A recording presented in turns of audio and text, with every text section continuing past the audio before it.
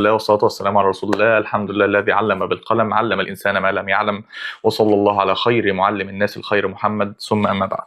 هنتكلم النهاردة إن شاء الله عن أخطاء التفكير الجزء الثاني. اتكلمنا في الجروب اللي فات عن أخطاء التفكير الجزء الأول، هسيب لكم اللينك بتاعه في الجروب، لو مش عاملين فولو يلا بينا فولو.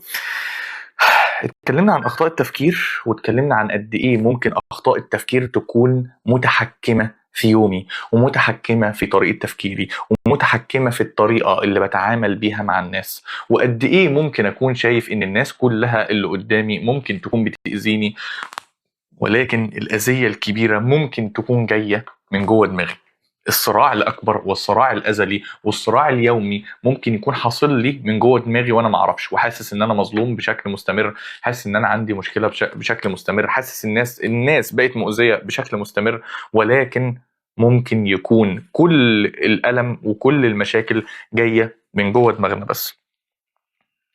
بصوا بقى يا جماعة، عشان نبتدي، وقلنا النهاردة ان موضوع الافكار السلبية دي برضو هي احد الاسباب اللي بتسبب وسواس قهري. فخليني اكون على صراحة معاكم كده. المشكلة مش ان الافكار السلبية تيجي، المشكلة ازاي هتعامل مع هذه الافكار السلبية. ماشي، المشكلة اني بصدقها من غير ما راجعها. الافكار السلبيه، هل في حد ممكن ما يجيلوش افكار سلبيه؟ لا والله ابدا. كلنا عندنا جوه دماغنا حاجه اسمها مكنه توليد الافكار، بتجيب لنا افكار سلبيه كده كده. مفيش حد ما بيجيلوش افكار سلبيه، ولكن اللي بيفرق حد عن التاني هو كيفيه التعامل مع هذه الاخطاء، وكيفيه التعامل مع اخطاء التفكير بشكل عام. حلو، ماشي. قولوا لنا كده يا جماعه، اللي حضر اللايف بتاع من يومين كده بتاع الاخطاء التفكير الجزء الاول، قولوا لنا هل حد بعد ما قلنا عن اخطاء التفكير واتكلمنا عنها بدا ان هو يراجع افكاره؟ يعني بدا يبص لها بشكل كبير كده ويقول والله ممكن اكون انا عندي مشكله في الموضوع ده.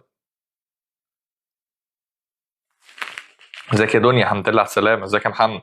متاخروش بقى يا جماعه بعد كده. يلا بينا يا جماعه، قولوا لنا كده، انا عايزكم صحصحين معايا من الاول. ها، انا جدا ماشي يا فاضل. احنا اتكلمنا عن بخس الايجابيات، واتكلمنا عن الانتقاء السلبي، واتكلمنا عن قد ايه ممكن اكون شايف نفسي وحش باستمرار. فقولوا لنا ايوه طبعا، حلو قوي قوي قوي. لا انا كده كده عارفه. ماشي يا انجي. ماشي. اخدت بالي جدا من كذا حاجه بعملها، بقيت بركز جدا في كل حاجه بقولها وبعملها. طب الله ينور الله ينور. بصوا يا جماعه، النهارده زي المره اللي فاتت، يلا بينا هقول لكم هنعمل ايه النهارده. هنتكلم عن اخطاء التفكير الجزء الثاني. عندنا 5 اخطاء التفكير، هنعمل لهم 5 محاور. كل محور هيبقى عباره عن ايه؟ هيبقى عباره عن خطا التفكير ذات نفسه، هيبقى عباره عن شرح لخطا التفكير، هيبقى عباره عن في مقوله لعلماء النفس، في مقوله عربيه اسلاميه، وبعدين في اسئله عشان نبدأ نشوف عندي خطأ التفكير ده ولا لأ. وفي الآخر خالص هنعمل تمرين، وبعد التمرين هنعمل الخاتمة وناخد فقرة الأسئلة بتاعتنا. فحد عنده فكرة إيه أول خطأ تفكير معانا النهاردة؟ يلا، أنا بحب أديكوا سسبنس كده على طول. في حد عنده فكرة إيه خطأ التفكير بتاع النهاردة الأول؟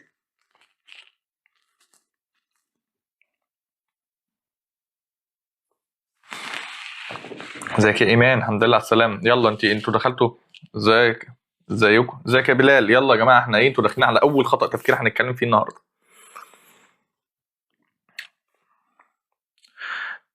يا منى، انت ما حضرتوش، بس الموضوع كان مهم قوي وهنزله، ما تقلقيش، هنزله لايف تيك توك، ما تقلقيش. التهويل؟ لا مش التهويل. يلا بينا خلاص.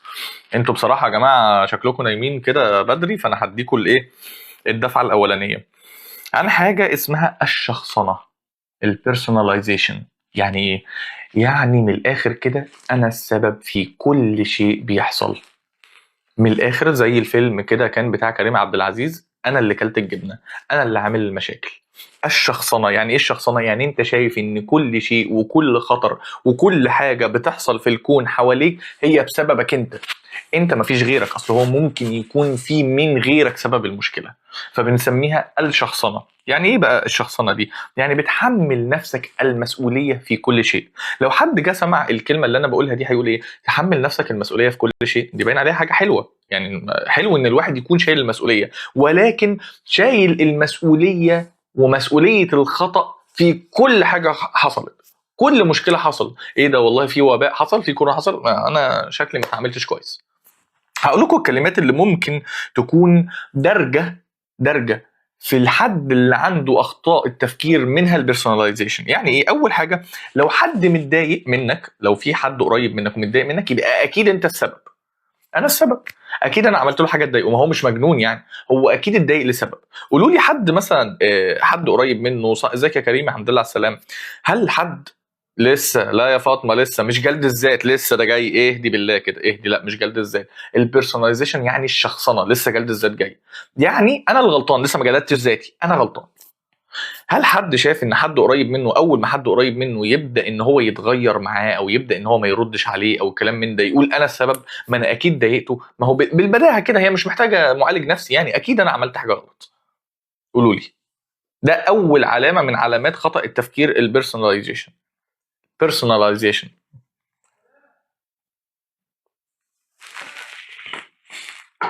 ازيك يا هند الحمد لله على السلامه، وكريمه دخلت كمان. تاني حاجه يا جماعه، لو حد رد عليك ببرود، حد بدأ يتغير معاك، يبقى اكيد اكيد اكيد انا عملت حاجه غلط. اكيد بشكل لا ارادي مخك بيقولك انت اكيد عملت حاجه غلط. تقريبا باستمرار شايفه نفسي انا اللي غلط. لا مش بحس كده اظن. طب حلو قوي، انا بحس كده. وعليكم السلام ورحمه الله وبركاته. اتاخرتي بس الحمد لله احنا لسه في اول خطا تفكير النهارده، الا وهو البيرسوناليزيشن. كل اللي داخل يا جماعه لسه داخل، ده اخطاء التفكير رقم 2. احنا في الخطا اللي هو الجزء الثاني، احنا في اول خطا تفكير في الخمسه بتوع النهارده، اللي هو الشخصنه. اي حاجه حصلت حواليك انت السبب فيها. ايوه، اي غلط بسببي. بالظبط كده. هقول لك اهو، حد متضايق يبقى انا السبب، حد رد عليا ببرود انا عملت حاجه غلط اكيد. ولو مشكله حصلت، اي مشكله حصلت اكيد مني، مشكله حصلت في البيت اكيد مني، الكوبايه دي محطوطه كده وقعت اكيد انا السبب، ما هو اكيد انا ما حطيتهاش كويس. طب ده انا توقعت ان هي ممكن تقع فوقعت فانا السبب. الشخصنه. اكيد ايوه، انا مش ببقى عارفه انا عملت ايه غلط بالظبط، انا مش عارف انا عملت ايه غلط، بس الفكره اللي انا اعرفها ان انا عملت غلط فعلا، على طول حاسس ان انا عملت حاجه غلط. طيب احنا قلنا ان احنا في كل محور من محاور اخطاء التفكير النهارده هندي معلومه عصبيه، هندي مقوله من علماء النفس، هندي مقوله عربيه اسلاميه قبل الاسئله. فيلا بينا نخش على المعلومه العصبيه. ان احنا دايما بنربط علم النفس بالاعصاب، علم النفس بعلم الاعصاب والمخ، عشان اعرف مخي بيشتغل ازاي، فليه جايب لي الفكره دي اصلا. بيقول لك المخ البشري عنده ميل فطري لربط الاحداث بنفسه. احنا واحنا بننزل يا جماعه، يعني اول ولاده ولما الطفل بيبدا يتكون كده، والطفل بيبدا يكبر ويبقى عنده سنه واثنين وثلاثه، بيكون فاكر دائما ان هو مركز الكون، وده اساس الطفوله. انت فاكر ان انا اهو، انا اهم واحد في الاوضه دلوقتي، انا حوالين اهلي انا اهم واحد مع اهلي، انا نزلت الشارع الناس كلها بتبص لي، انا حاسس ان كل حاجه بتاعتي، ده بتاعي وده بتاعي وانت بتاعي، كل حاجه دي مامتي انا، بابايا انا، كل حاجه ليها علاقه بيا انا. فالمخ بيقول لك عنده ميل فطري ان هو يربط كل شيء بنفسه، حتى الاشياء السلبيه. ده بيكون اسمها ايه؟ اسمها سيلف ريفرنشال بروسيسنج. انت بتميل ان انت دايما بتحط كل حاجه حصلت حواليك ليها علاقه بيك انت. فالمشكله ان احنا لما بنتطور وبنكبر، هي مش بس بقت اي حاجه حواليا ليها علاقه بيا، لا ده اي مشكله حصلت اكيد انا سبب فيها. احنا لسه ما جيناش جنب جلد الذات، ولكن انا شايف ان انا بشكل ما انا السبب، بشكل ما انا مشارك في هذه الجريمه، بشكل ما انا لو ما كنتش تدخلت انا ما اعرفش انا عملت ايه، بس ما كانش المشكله دي هتحصل. طيب احنا قلنا ان المخ عنده ميل فطري ان هو دايما ينسب الاشياء الى نفسه. طب انتوا عارفين الموضوع ده، المنطقه دي في المخ اسمها الديفولت مود نتورك. يعني ايه؟ يعني عندنا منطقه جوه المخ كده اللي هو ايه؟ المسلمات. ايه المسلمات؟ احد المسلمات اللي احنا ممكن تتبنى معانا مع الوقت اللي هو ايه؟ انا اكيد فيها مشكله، اي حاجه حصلت فيها مشكله اكيد ليها علاقه بيا، اكيد في مشكله فيا. طب ده بيزيد امتى؟ بيزيد مع القلق. يا سلام بقى لو احنا اللي عنده وسواس يا جماعه يشاركنا كده، او اللي تشخص عنده اضطراب قلق. يا جماعه انتوا لو لسه اول مره تحضروا معانا اللايف ده، احنا بنطلع كل كام يوم الساعه 10، ما تنسوش تعملوا فولو عشان يظهر لكم كل فتره. ده الجزء الثاني من اخطاء التفكير، الجزء الاول هننزله على اليوتيوب كامل. المهم، لو حد عنده قلق، الحته دي في المخ بتزيد قوي قوي قوي جواه، فكره ان انا السبب في المشاكل اللي حواليا. بصوا بقى، احد علماء علم النفس بيقول لك ايه، اسمه ديفيد بيرنز، بيقول لك ايه، ليس كل ما يحدث حولك يتعلق بك. احنا دي اول مقوله يا جماعه هنفك بيها خطا التفكير اللي اسمه البيرسوناليزيشن. يعني ايه؟ يعني ان كل حاجه ليها علاقه بيا.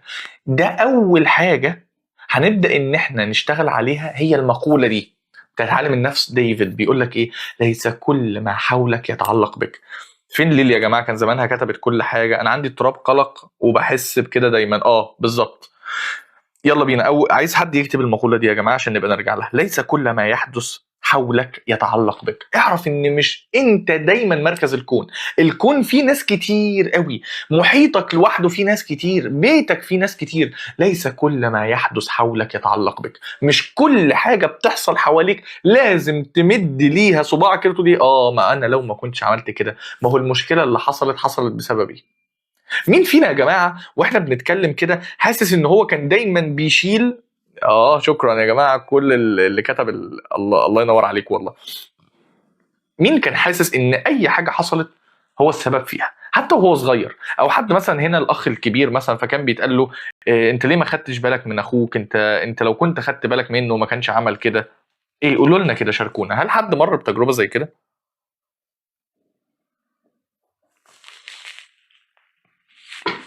انا والله منوره الدنيا يا ميرفت، منوره الدنيا. تقريبا ده اول لايف او تاني لايف ليكي. منوره الدنيا، منوره الجروب بتاعنا والله. كل اللي داخل جديد ده الجروب ثيرابي بتاعنا، والله منورين الدنيا بجد. احنا بنخلق اسره وبنخلق دعم. لو مش عامل فولو عشان نظهر لك بعد كده نبقى عاملين فولو. انا عندي وسواس قهري وعندي قلق من كل حاجه بقالي 6 سنين، بعاني منه معاناه شديده جدا. طب ركز معايا كده، ركز معايا عشان كل اللي هنقوله النهارده هيصب دايركتلي وعلى طول في القلق وفي الوسواس القهري، فركزوا معايا النهارده. اول مره منوره الدنيا والله، منوره الدنيا.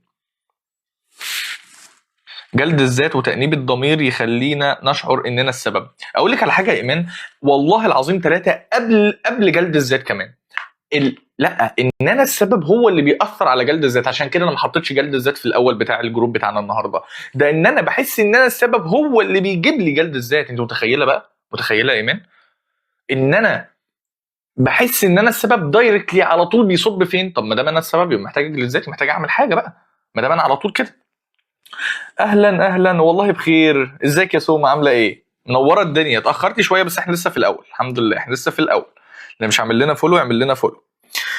فنرجع بقى لمقوله العالم ديفيد. بيقول لك ايه عشان نبدا نفك المكان ده، الديفولت مود في المخ او المكان بتاع المسلمات في المخ؟ بيقول لك ليس كل ما يدور حولك يتعلق بك. اعرف ان ممكن مشاكل تحصل وممكن تحصل حواليك، لكن والله مش لازم يتعلق بيك. مش لازم اي حاجه تحصل في محيطك يبقى انت فيها السبب. بصوا بقى المقوله الحلوه دي قوي قوي قوي بتاعه الامام الشافعي. بيقول ايه؟ بيقول راحه النفس في قله الالتفات الى كلام الناس. راحه النفس في قله الالتفات عامه لكل حاجه بتحصل. ما احنا واحنا ممكن تيجي تقول لي طب ايه علاقه كلام الناس في اللي احنا بنقوله ده؟ ما هو بشكل كبير قوي اللي خلى عندي خطا التفكير اللي هو البيرسوناليزيشن او الشخصنه، هو ان انا اتقال لي من وانا صغير انت سبب. انت السبب في حاجات كتير قوي. انتوا عارفين ان يعني في ناس واطفال بيتقال لهم انت السبب ان انت واخد من مصاريف البيت، انت تعبنا. متخيلين؟ احنا عايزين نشوف النهارده ان مش بس الله ينور يا انجي، راحه النفس في قله الالتفات لكلام الناس. في حد واحنا بنتكلم دلوقتي يقول لي طيب احنا هنشتغل على نفسنا وهنشتغل على خطا التفكير ده، بس الناس هتعمل ايه؟ الناس هتفضل تقول لك انت السبب وانت اللي عملت وانت اللي سويت وانت اللي اذيتني وانت اللي عملت لي كده. فهنا الامام الشافعي بيحط لنا المقول راحه النفس في قله الالتفات الى كلام الناس. احنا دلوقتي هنا كلنا مع بعض هنا عشان احنا عايزين نكتشف خطا التفكير اللي عندنا ونكتشف ازاي ممكن نحله وازاي ممكن نكون افضل وازاي ممكن يكون عندنا راحه بال. فاول حاجه يا جماعه لكل اللي موجود معانا النهارده، جنبوا كلام الناس خطوتين كده. احنا كنا اللي اتكلمنا عن النرجسي واتكلمنا ان عند ناس ممكن تاذينا والكلام من ده، جنبوهم بقى شويه كده، حطوهم على جنب شويه كده. شوف انت عندك لوحدك، سيبك جوه دماغك كده الشخصنه. فعشان كده الامام الشافعي زي العالم ديفيد لما كان بيقول اهو ليس كل ما يحدث حولك يتعلق بك، الامام الشافعي يقول لك راحه النفس في ترك كلام الناس. بشويه اهدى بقى، بشويه كده. هو انت دايما شايف نفسك غلط؟ لو انت شايف نفسك دايما السبب في كل حاجه بتحصل لك، اعرف ان احنا هنا بنكشف خطأ تفكير كبير بيأثر علينا كلنا، اسمه الشخصنه. ان انا دايما شايف ان انا عامل كل حاجه غلط. طيب سؤالي ليكم بقى، يلا بقى يا جماعه، احنا دخلنا في المود. ايه يا علي؟ ايه يا علي؟ القرآن هو راحة القلب والعقل. الله. طيب بصوا بقى، ركزوا معايا، ركزوا معايا دلوقتي. سؤال انا عايزكم بقى مصحصحين معايا النهارده. مين بيحس انه سبب زعل الناس حتى من غير دليل؟ حطوا تحت من غير دليل دي 1000 خط. مين بيحس هنا ان هو سبب زعل الناس من غير دليل؟ يلا بينا. احنا معانا ناس اول مره تدخل. ازيك يا ندى؟ يا جماعه ازيك يا ايمان؟ احنا بنطلع كل كام يوم الساعه 10، ده الجروب ثيرابي بتاعنا. لو مش عامل لنا فولو اعمل لنا فولو، عشان اول ما اللايف نطلع يظهر على طول. هننزل اخطاء التفكير رقم الجزء الاول اللي عملناه اول امبارح على اليوتيوب، وهنسيب اللينك. يلا بينا. اي حد زعلان في الشغل بسأل نفسي انا عملت ايه. بحس انه من غير دليل، بس حسيتها في نظراتهم او كلامهم، معرفش ليه. بصوا، حسيتها في نظراتهم، انا معرفش ليه. بصوا، عشان كده حطينا يا جماعه تحت السؤال بتاعنا، تحت كلمه من غير دليل 1000 خط. انا معرفش ليه، انا حسيتها في نظراتهم، حسيتها. والله شرفتينا يا ايمان، والله شرفت الدنيا. ايمان وميرفت جداد معانا النهارده يا جماعه، منورين الدنيا. انا برضو ماشي، ومش عامل فولو. الحقوا اعملوا فولو، عشان اللايف لو راح منكم مش هنعرف نلاقي بعض تاني يا جماعه. طيب احنا اول سؤال اهو اللي انتوا جاوبتوا عليه. انا مبسوط قوي ان انتوا والله نشطه النهارده كده. يلا يعني اسخنوا معايا كده. مين بيحس انه سبب زعل الناس حتى من غير دليل؟ من غير اي دليل. انا بحس ان انا زعل الناس. وحطوا تحت من غير دليل 100 خط. ماشي، بصوا بقى السؤال التاني. بصوا السؤال التاني ده عشان هيحطنا قصاد نفسنا في اول خطأ تفكير. كم مره اكتشفت ان الموضوع ما كانش ليه علاقه بيك اصلا؟ يعني انا كنت حاسس ان انا سبب المشاكل كلها، مفيش اي دليل. السؤال بقى رقم 2، كم مره اكتشفت ان انت طلع مالكش دعوه والله فعلا؟ طلع انت بس اللي فاكر كده.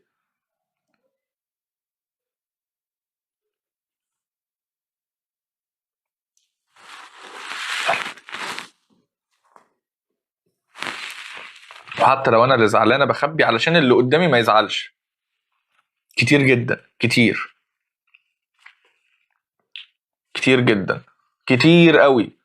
طبعا مش عارفه، بحس يمكن بيضحكوا عليا وانا السبب برضو كتير. فبصوا يا جماعه، كل ده بيحطنا قصاد نفسنا عشان يقول لنا ايه؟ انت متخيل كام مره ممكن دماغك يعني هيئت لك الوضع كامل ان هي تقول لك ان انت السبب في حاجه لمجرد. بصوا كان حد كاتب لنا كومنت بيقول ايه؟ انا حاسه من نظراتهم، حاسه من طريقه بصتهم ليا، انا حاسس. طب ايه الدليل؟ معرفش والله، احساس، حاسس كده. طب ليه بتقول كده حاسس؟ حتى تقول لي حاجه في احساسي؟ لا، مش هقول لك حاجه في احساسي. طب السؤال التاني بقى اللي بيفتح السؤال الاول، طب كام مره اكتشفت ان انت والله كل احساسك ده ما كانش في محله؟ طب هو المشكله في احساسك؟ لا، المشكله مش في احساسك. المشكله ان انا عندي خطأ تفكير اسمه الشخصنه. انا حاسس ان اللي حواليا بيبصوا لي. طيب نعمل ايه؟ عشان ده اول محور يا جماعه اهو بنتكلم فيه، خطأ التفكير الاول، البيرسوناليزيشن او الشخصنه. يقول لك ليس كل ما يدور حولك يتعلق بك، وراحة النفس في ترك كلام الناس وأن تعلم أن ليس كل ما يحدث يتعلق بك. يعني إيه ده؟ أكذب إحساسي؟ لو أنا عندي خطأ التفكير، هي مشكلتك مش في إحساسك، مشكلتك في الفكرة اللي بتقول لك إن كل حاجة أنت السبب فيها، أو أنت عملت حاجة غلط فبتجيب لك إحساس وحش، فبتقول لي إيه ده؟ أكذب إحساسي؟ لا، هي مش الفكرة في إحساسك.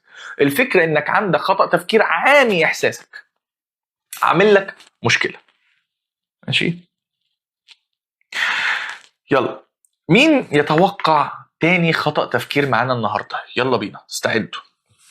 بحس لو في اتنين بيتكلموا بقول ممكن يكونوا بيتكلموا عني. بصي اهو هتلاقي ممكن انا حاسس. فتلاقيني قاعد طول اليوم، ممكن في الشغل او في التمرين او في الكلام ده، في كرب عشان انا حاسس. يمكن، ما هو انت هتقول لي ايه ده؟ هو مش يمكن فعلا؟ يمكن فعلا، بس كام نسبة؟ عشان كده السؤال رقم 2 كان بيحطنا قصاد نفسنا. كم مرة طلعت غلط؟ كتير جدا. واخد بالك؟ كتير جدا طلعت غلط، كتير جدا طلع احساسي مش في محله عشان عندي خطأ تفكير.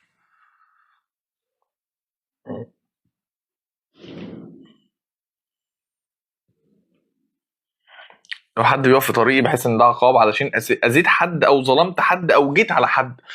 دي برضو نقطة، الله ينور عليك يا منى، دي نقطة من الحاجات اللي بتبين لنا. بص اللي هو ايه، طب مش يمكن انا عملت حاجة، طب مش يمكن انا اذنبت ذنب، طب مش يمكن عايز اقول لكم ان السلف زمان كانوا بيعملوا كده، والصحابه كانت بتعمل كده، وكانت بتبص وتشوف طب هو انا اخطات في خطا طب، ولكن على سبيل الفكر المجرد اللي ما فيهوش شخصنه لكل شيء يحصل. احنا خدناه وقلبناه نظام حياه. خدوا بالكم احنا واحنا بنتكلم النهارده في اخطاء التفكير بنشوف هو قد ايه خطا التفكير ده متحكم في حياتي باستمرار، ودايما بيؤلمني. ما دام دايما بيؤلمني شك، على طول شك. راحة النفس. هو ايه الفرق بين الشخصنة وقراءة الافكار؟ بصي، قراءة الافكار، الله ينور عليك يا روان، سؤال حلو قوي. اللي احنا قراءة الافكار دي يا جماعة خطأ تفكير احنا قلناه في الجزء الاول من كام يوم. قراءة الافكار ان انا بقرأ افكار الاخرين، هو ممكن يكون ما بيحبنيش، هو ممكن يكون عنده مشكلة معايا، هم ممكن يكونوا بيتكلموا عني، انا دايما عندي حاسس من جوايا ان انا عندي المقدرة ان انا اقرا فكرة الافكار اللي قدامي، حاسس ان انا عندي الموهبة دي. لكن الشخصنة أنا مش بس بقرأ أفكارهم، ده أنا بحاول أفسر أفعالهم على شكل كده بحيث إن هي تلبسني. عارفة لما يكون حد عايز يلبس حد في قضية، فاللي هو بيعمل كل الحاجات عشان يحط فلان هو المجرم، هو الإيه؟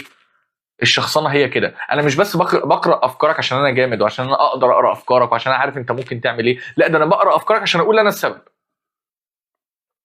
عشان اقول ما هو انا هوصل كل النتائج في الاخر لان انا فيا مشكله. سؤالك حلو قوي قوي قوي. الله ينور عليك يا ايمان، تفصيل الفكر على مقاسي انا فقط. الله ينور عليك، انا اللي فيا مشكله، انا اللي فيا مشكله. ازيك يا صوفي، ازيك يا ايه، سما ازيك يا جماعه، انتوا متاخرين ليه؟ الحمد لله على السلامه. ده الجروب ثيرابي بتاعنا، بنطلع كل كام يوم الساعه 10. لو مش عاملين فولو سريعا فولو عشان نطلع لكم تاني. يلا، ما توقعتوش يا جماعه في ايه؟ انتوا ليه مش سخنين معايا كده؟ يلا بينا، ما توقعتوش. قولوا لي ايه هنتكلم في ايه تاني خطأ تفكير؟ اسئلتكم كانت حلوه قوي هنا، منوره الدنيا يا سما. ده الجروب ثيرابي بتاعنا لو اول مره تدخلي معانا. يلا بينا سوا، يلا بينا. ده الجروب ثيرابي بتاعنا، هتتبسطي معانا قوي. ما تنسيش تعمل لنا فولو بقى عشان نطلع لك تاني. لوم النفس، ليه قلت كده؟ يا ريتني ما اتكلمت لسه. خطأ تفكير قادم ان اكيد هم السبب بقى طالما مش انا. طالما مش انا يبقى هم، ما هو خطأ يا كده يا كده. لا بس حلوه. الرغبه في ارضاء الاخرين لسه. ايوه انا كنت بدور على حاجه كده من زمان. والله نورتينا نورتينا والله.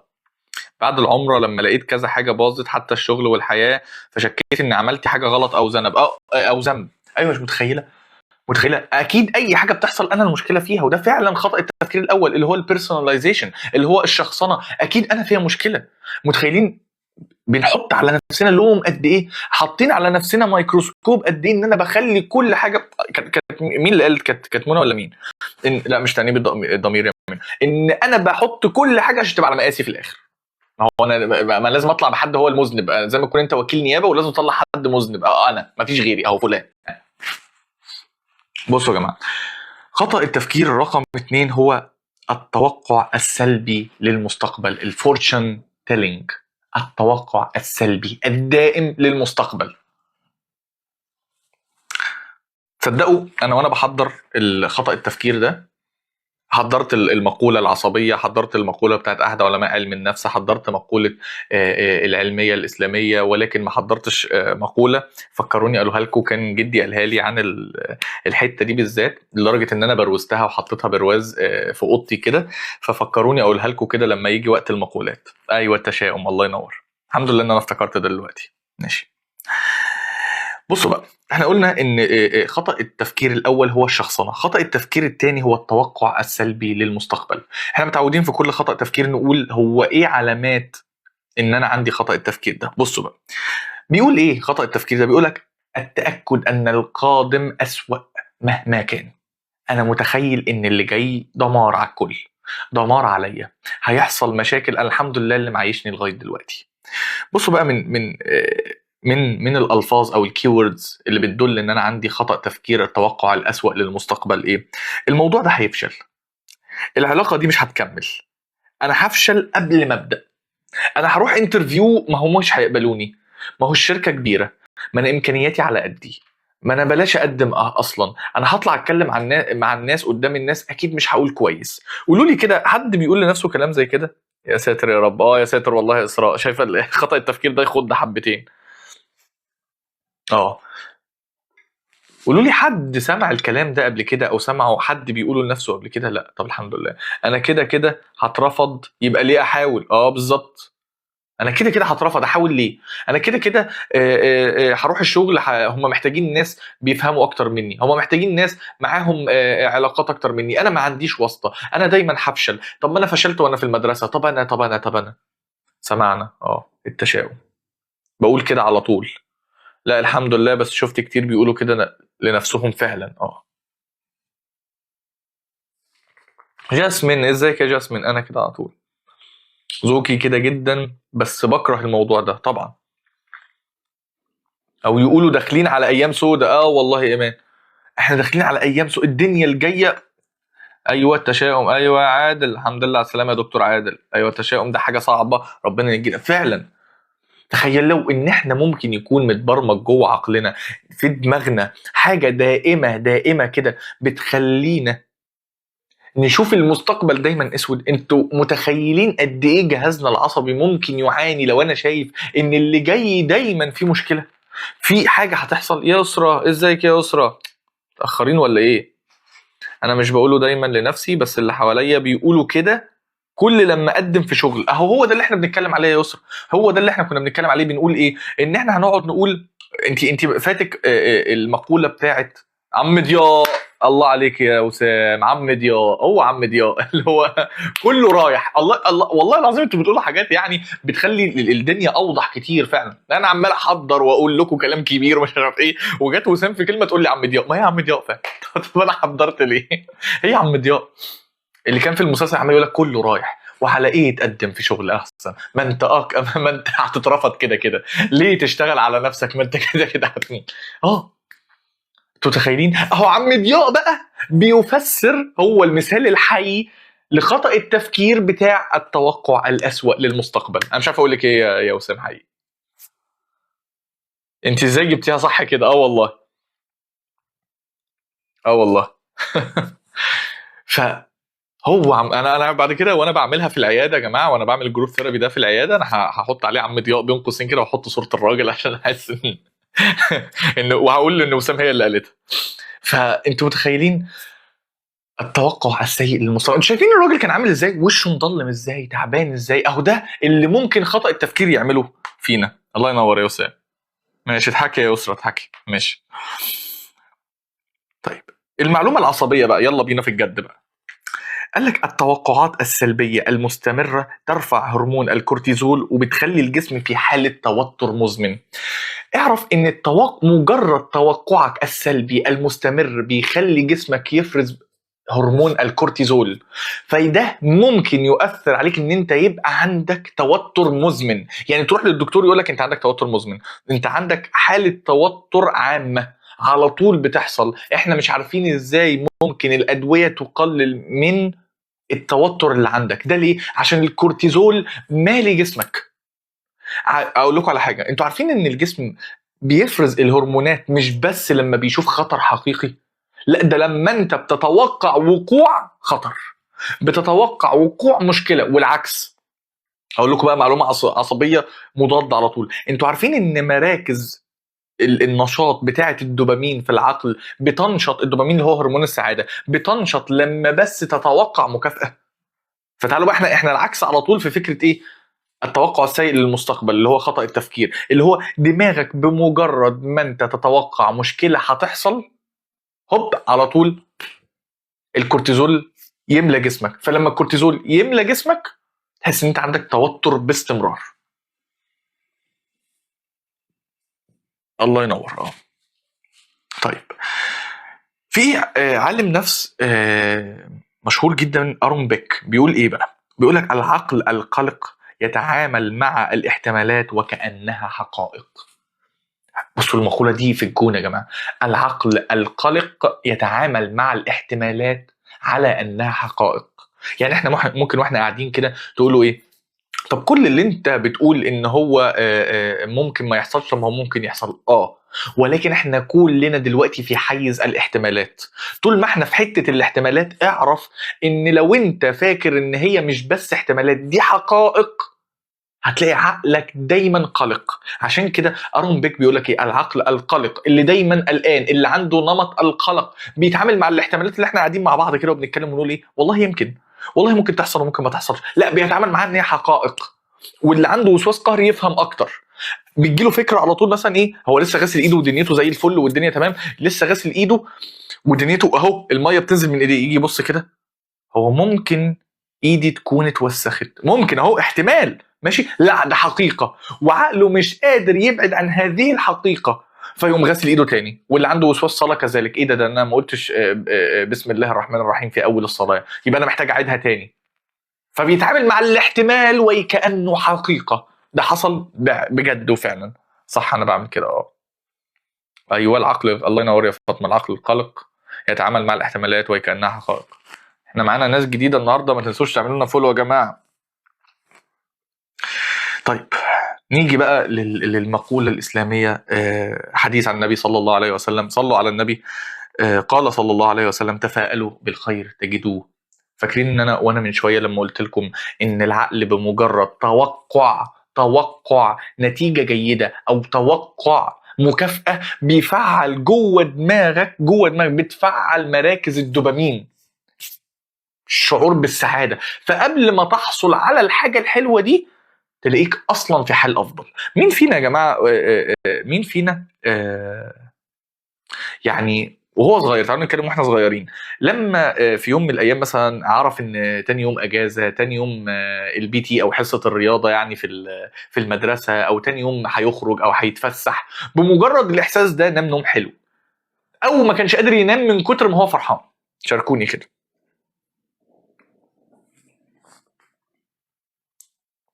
مين بمجرد ما هو كان متوقع مكافأة حس ان هو في حال افضل؟ وانتوا صغيرين وانتوا كبار يعني، شاركوني كده. بقول انا هلحق، انا هحقق، انا هنجح، الله ينور يا انجي، حتى لو كل حاجه بالعكس، الله ينور يا انجي. هو ده اصلا العلاج بتاع خطأ التفكير ده. كلنا طبعا ليله العيد مثلا، الله ينور يا ايمان، ما هو ايمان جايه تقول لنا يا جماعه انا ليله العيد وسوما كان انتوا جايين تقولوا لنا الكلام اللي هو ايه، بتلخصوا كلامي كله في كلمه، الله اكبر عليكم. زي ليله العيد ولبس العيد، الله ينور يا ميرفت، مش بنام، انا لحد دلوقتي، الله ينور يا سما، اهو انتوا عارفين، يسرا بتقول انا بنام كويس لما ابقى تاني يوم اجازه من الشغل. ما طبعا ما وراكيش اي حاجه في الدنيا، طبعا كلنا ليله العيد اول يوم واول يوم شايفين؟ يبقى صلى الله على محمد، صدق رسول الله اما بيقول لك ايه؟ تفاءلوا بالخير تجدوه. مجرد ما انت تبدا تتفائل بالخير، مجرد ما انت تبدا تحط مخك ان في حاجه حلوه هتحصل، مراكز الدوبامين في عقلك بتتفعل، فبتلاقي نفسك في مود احلى على طول. يلا بينا فقرة الأسئلة بتاع خطأ التفكير، التوقع السلبي للمستقبل. يلا بينا، عايزكم تركزوا معايا في الحتة دي عشان هما سؤالين بيردوا على بعض. مين أحيانا بيقلق من حاجة قبل ما تحصل؟ يلا بس شدوا حيلكم معايا، مش عايز ما تناموش في فقرة الأسئلة دي. مين بيقلق من حاجة قبل ما تحصل ولو هي نسبة حدوثها بسيطة؟ أنا ماشي، اللهم صل على محمد. بخاف من بكرة بطريقة مش طبيعية.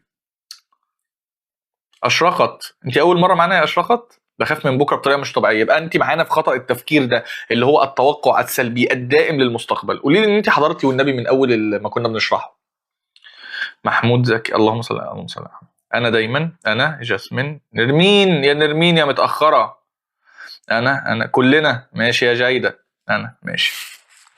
منوره الدنيا اشرقت والله. ده الجروب ثيرابي بتاعنا، بنطلع كل كام يوم الساعه 10 بنتكلم في موضوع نفسي وبنعمل فقره الاسئله بتاعتنا. احنا خلاص بقينا جروب دعم خلاص يعني، اعمل لنا فولو عشان تبقي ضمن الجروب بتاعنا، عشان اللايف ما يروحش عليكي تاني. هو ممكن يا دكتور يكون الفايبرومالجيا سبب او نتيجه يا مريم؟ حلو قوي. الفايبرومالجيا يا جماعه بمنتهى البساطه كده عشان اللي مش عارفها يعرفها. استنى قبل ما اجاوب، جايده بتقول لروان، تقول لها الله يسعدك ضحكتيني. وعايز اقول لك ان روان دمها خفيف جدا جدا جدا جدا. وطالعه لمامتها دمها خفيف جدا. عايز اقول لكم الفايبروميالجيا دي زي ما يكون جسمي او عقلي بيبعت اشارات لاعصابي ولاطرافي على طول ان هي متالمه، مع ان ممكن ما يكونش فيه الم حقيقي. هي مش ممكن تكون سبب بقى يا مريم، هي ممكن، بس انا مبسوط قوي بالكومنت بتاعك، هي ممكن تكون الفايبروميالجيا عرض للتفكير السلبي المستمر. فاهماني؟ حلو قوي السؤال بتاعك. ممكن نتكلم على اللي زعلنا ونحكي لك؟ طبعا طبعا ممكن، طبعا يا سما ممكن. فبس يا جماعه افكركم بالسؤال، مين احيانا بيقلق من حاجه قبل ما تحصل؟ معظمنا قال انا ماشي. نعالجه ازاي؟ ايه يا اشرقت؟ ايه اللي نعالجه زي فايبروميالجيا؟ الفايبروميالجيا بشكل ما بتتعالج او بنقلل اعراضها بشكل كبير بعلاج بان انا اعرف اعبر عن مشاعري، بان انا اشوف افكاري السلبيه واحاول ان انا احيدها، بان انا اقول لك ايه، احوط نفسي بدايره امان، بان انا اعمل انشطه ايجابيه في اليوم كتير. ساعات ده بيفرق. هو مفيش علاج فعلي اساسي للفايبروميالجيا، ولكن احنا بنقلل الاعراض.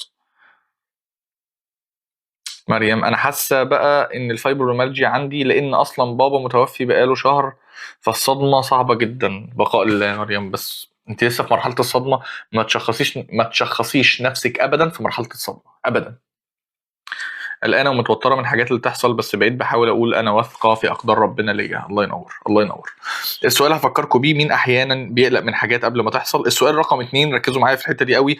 كم مره توقعت الاسوأ؟ بصوا السؤال رقم 2 دايما اللي في الجون وطلع عادي او حتى افضل. يعني كم مره توقعت الاسوأ، توقعت كارثه، كارثه هتحصل وطلعت عادي؟ والله لا، قشطه حصلت بس عادي، او كمان حصل احلى. يلا بينا شدوا حيلكم في الاجابه. عايز ابص على اجاباتكم. انا دايما، الله ينور، دايما برضو. احنا النهارده شبه بعض يا جماعه كتير. يا جماعه الناس اللي النهارده معانا اول مره جروب يعني اون فاير، منورين الدنيا والله النهارده كتير كتير. بصوا كلنا كتير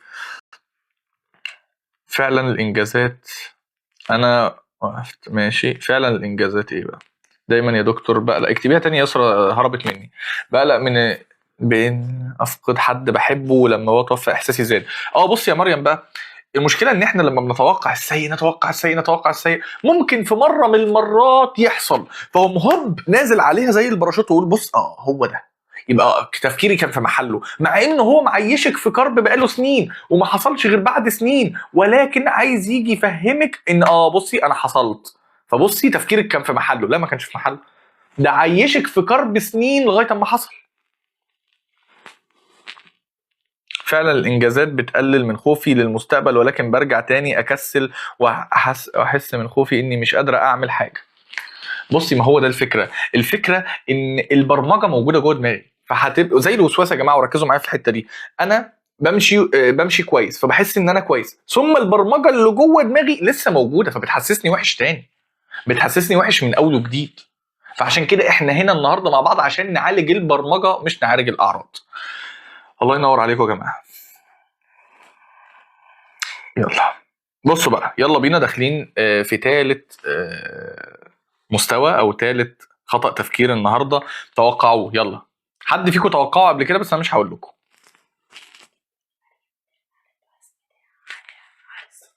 بص يا مريم، في لايف عملناه عن مراحل الصدمه، عشان احنا لسه دلوقتي في مرحله الصدمه. هننزله على اليوتيوب، عايزك تبصي عليه بص. يعني مبسوط ان انت قلتي اللي حصل ده، ربنا يصبر قلبك. هننزله، هسيب اللينك بتاعه، هحتاجك تبصي عليه. جلد الذات، انتوا غشيتوا من بعض ولا ايه وانا مش موجود؟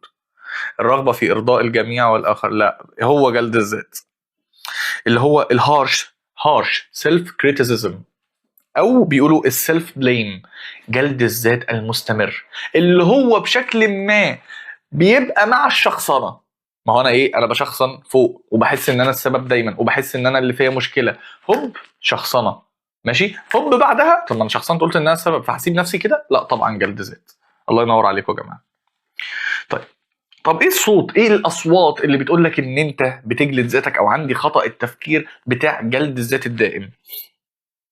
انا فاشل، انا دايما بغلط، انا مش كفايه، انا ايدي خرابه، انا ما بعرفش اعمل حاجه، انا اخويا بيعرف يعملها وانا ما بعرفش، وده بيحصل كتير قوي في العياده يا جماعه. بنبدا ان احنا نيجي نقول على حاجه عايزين نعملها، بنتعلم حاجه عايزين نعملها، يوم جاي اول رد ممكن اسمعه يقول ايه؟ لا انا ما بعرفش اعمل كده، لا انا مش بعرف، انا مش كويس في ده. طب ممكن تكتب، ممكن نبدا كتابه عشان نكتب المواضيع اللي مزعل، لا ما بعرفش اكتب، ماليش في الكتابه. طب احنا عايزين نبدا نعمل انشطه ساره، لا ماليش، ما فيش حاجه بتبسطني. مين جرب ده او سمع ده قبل كده يا جماعه؟ يا ريتني ما عملت، الله ينور.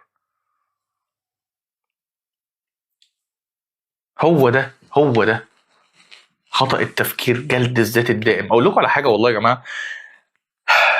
ايه يقول كيف اعرف ان اختياري صح في قرار مصيري؟ في قرار مصيري احنا بنتبع قلبنا، ولكن قبل ما بتبع قلبي لازم بحط قدامي مميزات القرار وخسائر القرار، وبشوف في مين فيهم يغلب ناحيه المبادئ والقيم وطريقه تعاملي مع الحياه. انا اللي اتاخرت، ايوه، يا ريتني ما اتكلمت، وكل شويه انت غلطانه. استخاره كمان فتره، الله اكبر عليك يا فندم. وعليكم السلام استاذ محمد، وعليكم السلام ورحمه الله. طيب، فبقول لكم يا جماعه، والله يعني معلش رجعوني بقى الحته اللي كنت بكلمكم فيها. والله ما شفتش حاجه بتاخر التعافي وبتاخر في العياده ان حد يبقى كويس قد جلد الذات، وقد كلمه انا ما بعرفش، انا ماليش في كذا. انا لسه قايلها لك النهارده، انا لسه قايل لك فكره العلاج النهارده. انت فاكر ان انت هتطلع عارف تعملها؟ انا لسه عارفها اللحظه دي، انت لسه سامعها اللحظه دي. مفيش حاجه بتاخر يا جماعه في العلاج النفسي بتاعنا، والله مفيش حاجه بتاخر التعافي قد قد ان انا ما بعرفش، قد ان انا مش هعمل، قد ان انا ماليش فيها، قد ان انا صدقني ما فيش مني رجا. والله ما في حاجه لقيتها مشتركه في حالات مختلفه، في وسواس قهري، في قلق مزمن، في اكتئاب، في باي بولر، في الكلام ده كله. ما لقيتش حاجه يعني متكرره قد جلد الذات. وقولوا لي لو ده متكرره معانا، يعني حد شايف ان ده متكرر فعلا. وانا ورا يا ايمان والله. طيب يلا بينا نخش على المقوله العصبيه. بصوا بقى، المقوله العصبيه انا بحب اربط لكم دايما اللي بيحصل واخطاء التفكير باللي جوه دماغنا. ماشي. النقد الذاتي القاسي ينشط نفس مراكز الالم في المخ التي تنشط مع الالم الجسدي. متخيلين؟ النقد الذاتي المستمر ينشط في المخ نفس المناطق التي تنشط في الالم الجسدي. يعني لو انت لا قدر الله رجلك مكسوره، رجلك مشروخه، انت في المستشفى، انت عندك تلبك معوي، الالم الجسدي، شايف الالم الجسدي ده اللي كلنا بنحترمه وكلنا بنقول انت محتاج مستشفى وكلنا بنطلع نجري بيك على المستشفى وكلام من ده. النقد الذاتي المستمر بيفعل نفس المناطق في المخ بتاعت الالم الجسدي. انت متخيل؟ يعني اكنك متالم جسديا حرفيا. في حد بيجي لي عياده يقول لي لا والله الموضوع مش مستاهل. يا عم الموضوع مش مستاهل ايه؟ انت في مأزق، انت ليه مش والله العظيم. وبعد ما الدكتور يشخصه، وبعد ما انا اشخصه، وبعد ما نتكلم عن يقول لي لا، ما انا حاسس ان انا حاسس ان انا بتدلع، انا حاسس الموضوع ما يستاهلش كل ده، انا في فلان حالته اصعب مني. ليه؟ مين قال لك؟ انت شايف انت متألم قد ايه قدامي؟ انت شايف انت تعبان قد ايه؟ انتوا عارفين احنا بناخد قد ايه جلسات نفسيه بس قبل ما نبدا العلاج عشان نكسر الفكره دي؟ انت متخيل ان علماء النفس دلوقتي وعلماء الاعصاب بيقول لك ان مجرد النقد الذاتي لنفسك وجلد الذاتي بيفعل جوه دماغك نفس المناطق اللي بتتفعل وانت متألم جسديا، متألم جسديا. متخيل كم الألم اللي انت ممكن تكون بتعيش فيه وشايف ان انت من جواك لا والله عادي، مش عادي، انا مش بموت يعني. ده في فلان اللي خلاص يا عم حالته صعبه، ده في فلان صاحبي اللي بيعاني، انت مش شايف ولا ايه؟ فلازم تعرف ان عقلك متألم. هقول لكم المقوله تاني. طاقه الاستحمال عندنا مش زي بعض. الله ينور يا منى، ايوه كده. هقول لكم المعلومه العصبيه تاني عشان لو حد عايز يكتبها. النقد الذاتي القاسي ينشط نفس مراكز الألم في المخ التي تنشط مع الألم الجسدي. يعني انت متألم بجد، يعني انت تعبان بجد، يعني انت مش بتستهبل، يعني انت مش بتدلع. طيب كريستيان نيف بيقول لك ايه بقى؟ عالم من علماء النفس بيقول لك ايه؟ القسوة على النفس لا تصنع انسانا افضل، بل تصنع انسانا اكثر تخوفا. تاني، القسوة على النفس لا تصنع إنسانا أفضل أبدا، بل تصنع إنسانا أكثر خوفا. يعني اوعى تكون فاكر إن بقسوتك على نفسك أنت رايح في حتة أحسن، ده أنت رايح لخوف أكبر. لأن ساعات كتير قوي، والله العظيم ساعات كتير قوي إحنا بنكون بننقد أنفسنا كمان على إن إحنا بنروح علاج، وان انا محتاج علاج نفسي. ايه يا عم، هو انا مجنون ولا ايه؟ هو انت فاكر ان انا محتاج علاج نفسي بجد؟ هو انت فاكر ان الموضوع مستاهل؟ الموضوع مستاهل. تخيل ان احنا ممكن ننقد نفسنا على ان احنا بنطلب مساعده اصلا. اهو الله ينور. القسوه على النفس لا تصنع انسانا اقوى، بل تصنع انسانا اكثر خوفا. وبص فاطمه كان كتبت اللي قبله النقد الذاتي المستمر ينشط في المخ نفس المراكز التي تنشط مع الالم الجسدي. انتوا متخيلين؟ اوعى تكون فاكر. ودي يا جماعه الحاجه اللي انا لو انا عايز اطلع بمقوله، والله العظيم ان شاء الله احطها على باب العياده عندي كده، ان القسوه لا تصنع انسانا افضل. القسوه على النفس لا تصنع انسانا افضل، بل تصنع انسانا اكثر تخوفا. والخايف ما بنقسيش عليه يا جماعه. انت جاي خايف، انت جاي تعبان، انت جاي بتمر بضائقه، ما تقساش على نفسك. انت في مشكله، انت طالب مساعده. الطبيب النفسي بتاعك او المعالج النفسي بتاعك او احتياجك او المك النفسي زيه بالظبط، زيه بالظبط لو انت متالم جسديا. انتوا عارفين ان في ناس، يعني ناس بتلومهم او ناس من ذويهم بيلوموهم لمجرد ان هم محتاجين دعم نفسي. ادينا احنا هنا، بصوا يا جماعه، ادينا احنا هنا في جروب الدعم النفسي بتاعنا ومش حاسين ان احنا غراب، مش حاسين ان في حاجه غلط. عادي ان انا احتاج دعم نفسي. فالمقوله دي يا جماعه بتحطنا قدام نفسنا بطريقه غريبه جدا. وبعيدا بقى عن الدعم النفسي وبعيدا عن العلاج النفسي والكلام ده كله، في اي حاجه انت بتعملها، انت فوتت ميعاد النهارده لا قدر الله، ما عملتش شغلك على اكمل وجه، مش عارف ايه، القسوه لا تصنع انسانا افضل، بل تصنع انسانا اكثر تخوفا. انت ليه بتقسى على نفسك كده؟ انت ما تحبش حد يقسى على اللي معاك كده. ليه بتقسى على نفسك بالشكل ده؟ فاتت منك يا سيدي، فاتت.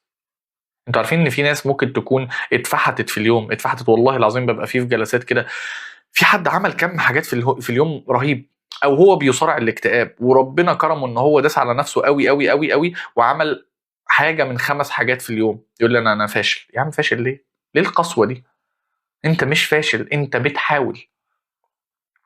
فبس سيدنا علي بن ابي طالب بيقول لك ايه؟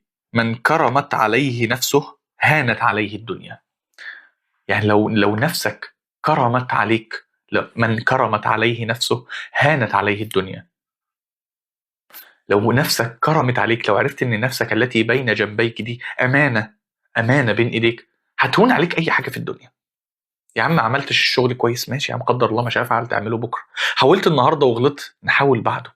حاولت بعده وغلطت، نحاول بعده. انت مش جاي تبهر حد، انت جاي تعيش، جاي تحاول، جاي تجرب. انا مش محتاجك تطلع بيرفكت، مش عايزك تجيب 10 من 10 يا عم. كان في مقوله كده بتقول لك ايه؟ اجعلها موجوده الاول او الان، ثم سنجعلها افضل. يعني اوجدها الان، اوجدها الان ثم سنجعلها افضل. يعني انا ما بعرفش ارسم، جرب دلوقتي، شخبط دلوقتي، بكره ترسم. انا والله ما بعرفش اتكلم قدام الناس، اطلع وهرتل دلوقتي، بكره هتعرف تتكلم. انت فاكر ان على طول الناس كانت بتعرف تعمل ده؟ انت عارف فاكر ان انت بتتفرج عليه وبيتكلم وبيعمل من اول لحظه كان كده؟ فاجعلها موجوده الان، غدا تصبح اكبر واحسن. يعني من كرمت عليه نفسه هانت عليه الدنيا. ساعات في ناس يا جماعه بتكون مستكبره قوي، يعني حياتها واقفه بره لان هي في اكتئاب مزمن، لان هي في قلق مزمن، لان في وسواس قهري. انا موقف حياتي بره يا دكتور، انا موقف حياتي، انا مش عارف اعمل ايه، انا عايز ابقى كويس دلوقتي. من كرمت عليه نفسه هانت عليه الدنيا. انا فايدتي ايه الدنيا دي كلها اللي حواليك وانت مش كويس، وانت تعبان باستمرار؟ فايدتي ايه ان انت نجحت في الكليه وطلعت الاول وانت عندك وسواس قهري ومش قادر تتعافى منه؟ فايدتي ايه لو انت اتقبلت في الانترفيو وانت مكتئب مش قادر تحس بطعم حتى الاكل؟ فلازم يا جماعه نطلع النهارده من الجروب بتاعنا النهارده نفسك كريم عليك، نفسك كريمه، الدنيا اهون من نفسك. وسبحان الله، يعني كان في حديث يعني فيما معناه، يعني تسلم ايد كل شخص بيكتب المقولات لان مش معايا النوت بتاعتي، ماشي يا من. في حاجه فيما معناها كده كان يعني حاجه دينيه تقريبا، كان حديث يعني، حديث ان دم امرئ مسلم، يعني ان يعني لهدم الكعبه اهون على الله من دم امرئ مسلم. انت متخيل النفس عند الله، النفس عند الله اشرف من الكعبه. فسبحان الله، مقولة سيدنا علي النهارده بتؤكد ده، بتقول لك من كرمت عليه نفسه هانت عليه الدنيا. فلازم تعرف ان انت اكبر، انت اكبر من الكليه، انت اكبر من شغلك، انت اكبر من الكلام ده كله. ما تتعبش نفسك قصاد ان الحاجات اللي اللي حواليك، معاك عربيه ومعاك ومعاك ومعاك ودنيتك مش كويسه. النفس غاليه جدا عند ربنا فعلا فعلا. يلا بينا يا جماعه فقره الاسئله بتاع ثالث خطأ تفكير، الا وهو جلد الذات المستمر او السيلف بليم. يلا بينا، عايزكم تصحصحوا وانتوا تبقوا مصحصحين في الفقره دي، وده اللي انا محتاجه منكم. صوتك الداخلي غالبا مشجع ولا ناقد؟ يعني يلا بينا نحط نفسنا قصاد نفسنا كده، صوتك الداخلي اللي جواك غالبا مشجع ولا ناقد؟ يلا بينا.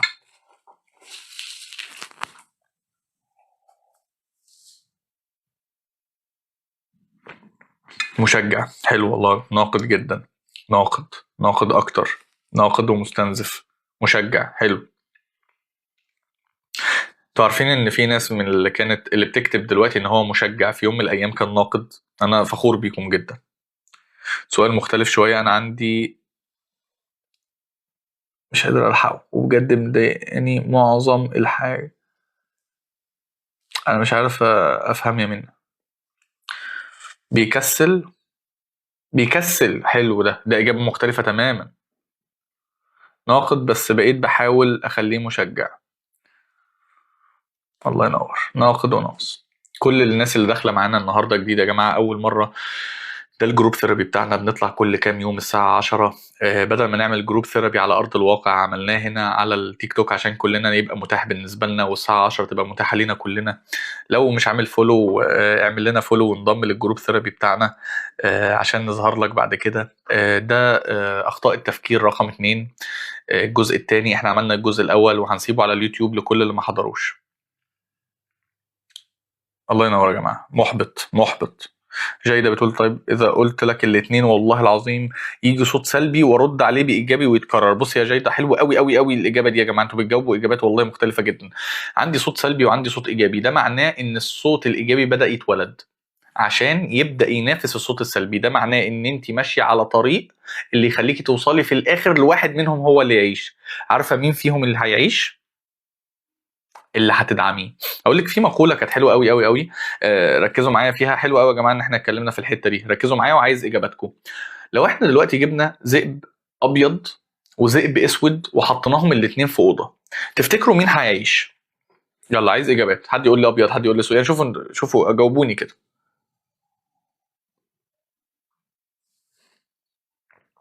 تفتكروا يعني مين هيعيش ويتغلب على التاني، الابيض ولا الاسود؟ لو حطينا ذئب ابيض وذئب اسود في اوضه، مين فيهم اللي هيعيش؟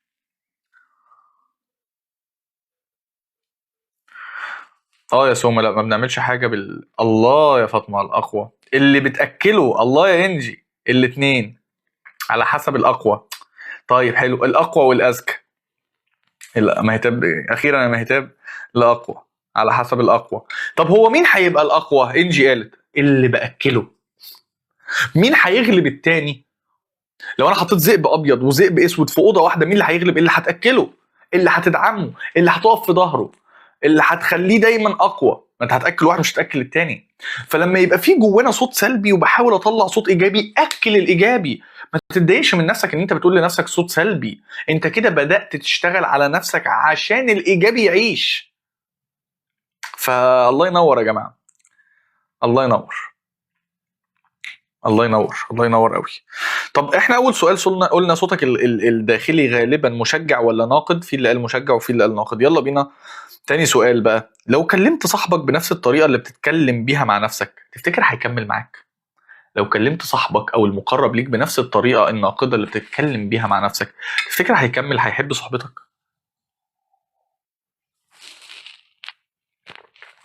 معاذ، ازيك يا معاذ؟ حاضر يا معاذ.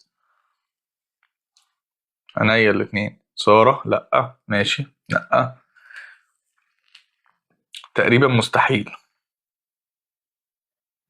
تقريبا مستحيل. لا، عاجبني المج. بصي يا نرمين، جديد اهو جميل. بصي، حد يشاركني، ده اسد ده ولا قطه يا جماعه ولا ايه؟ ازيك يا فاطمه؟ ايه رايكم؟ اسد ده ولا قطه ولا ايه نظامه ده؟ مش عارف. قطه؟ مستحيل طبعا. قطه ماشي يا ستي، قطه قطه. ماشي. بس لونه بني، يعني حاسه اسد في نفسه بقى، وعايز اجيب زيه. ماشي، قطه كيوت. ماشي، اسد اظن. ماشي. انا لو قلت الكلام ده لاي حد هتسجن والله. ولا يهمك يا معاذ. ما فيروزه لونها كده، قطه منا لونها كده يا جماعه. ماشي. يلا بينا نخش على المحور الرابع او خطأ التفكير رقم 4. قولوا لي كده، تتوقعوا ايه يا جماعه؟ ان شاء الله ان شاء الله ما حدش فيكم هيعرفها، عشان انا بحب الفقره دي واحب افاجئكم بقى واعمل اطلع كده. الخطأ التفكير الرابع ايه يا جماعه؟ ازيك يا مريم؟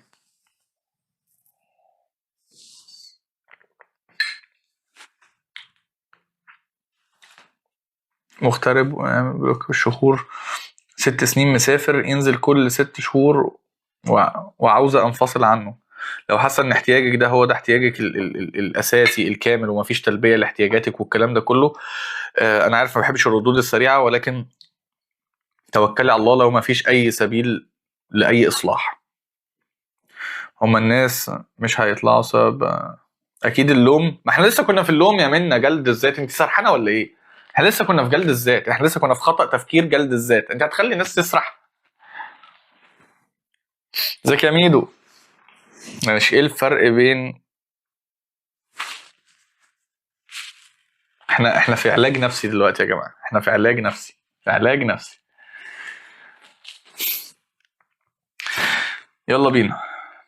ماشي، محدش جاوب صح. فالمقارنه السلبيه، خطأ تفكير اللي معانا النهارده رقم 4 هو المقارنه السلبيه، الانفير كومباريزن. وده هيلمس ناس كتير قوي فينا النهارده، هيلمس ناس كتير قوي. ايوه، هي منا سرحانه يا جي. يعني ايه؟ يعني مقارنه نفسك بافضل ما عند الاخرين واسوأ ما عندك. واقول لكم على حاجه، كتير قوي قوي قوي بنعمل مع نفسنا ده، لان السوشيال ميديا مفتوحه قدامنا على طول، فالناس بتحط لنا الحته اللي هم عايزينها.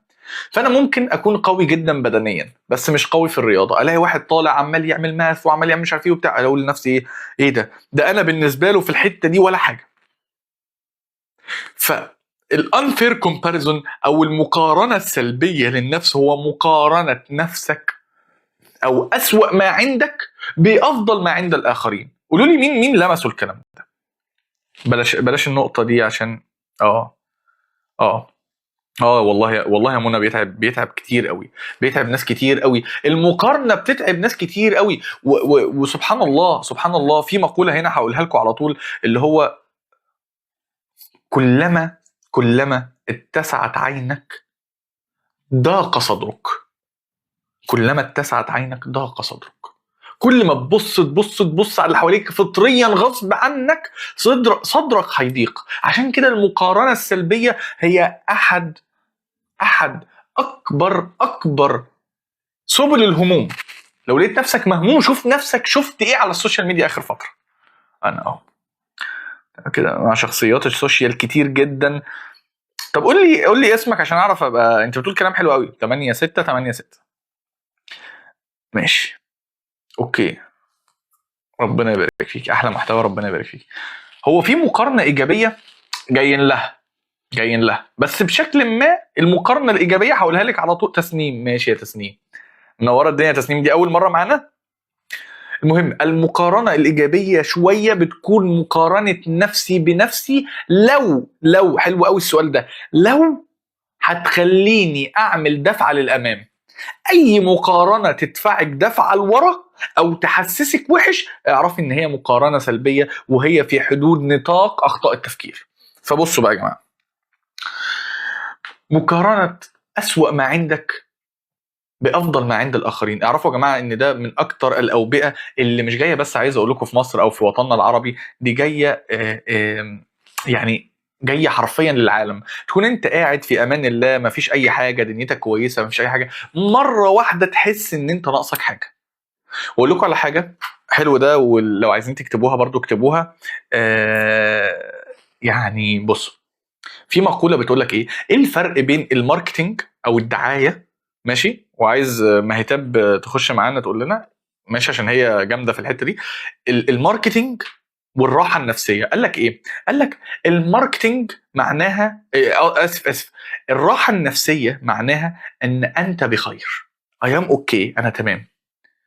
الماركتينج او الدعايه معناها انت هتكون تمام لما you will be okay if، انت هتبقى تمام لما تشتري ده.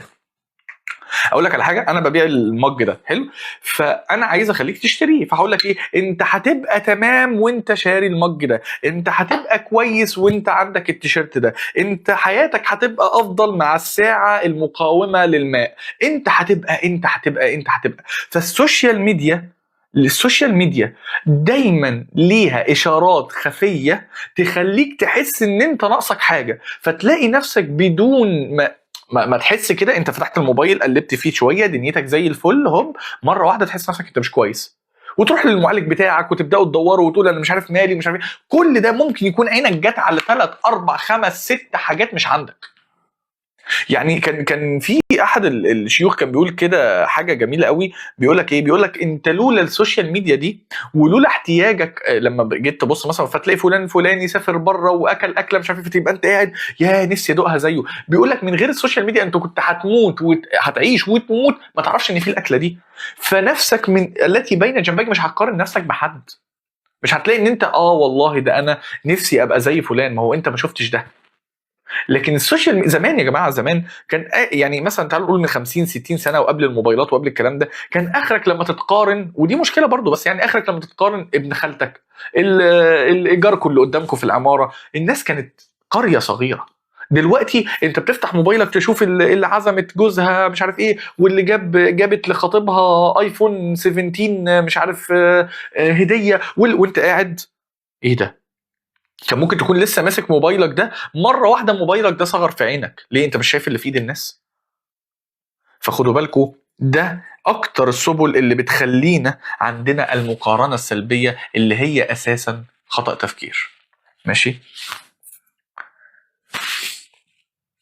المقارنه غير عادله لان الظاهر مش هو الباطن فعلا. عشان كده هو بيقول لك أسوأ ما عندك بأفضل ما عند الآخرين، لأن أنا مطلع لك مثلا الجانب ده من المج، أنت ما تعرفيش مثلا إن هو لو من الناحية التانية ممكن يكون مكسور، أنا حابب أطلع لك الوش ده. الله ينور.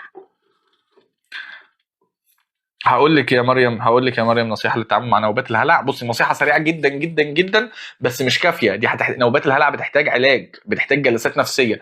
لما تيجي ما تقاوميهاش، دي نصيحه خاطفه كده بس هي بتحتاج علاج ضروري.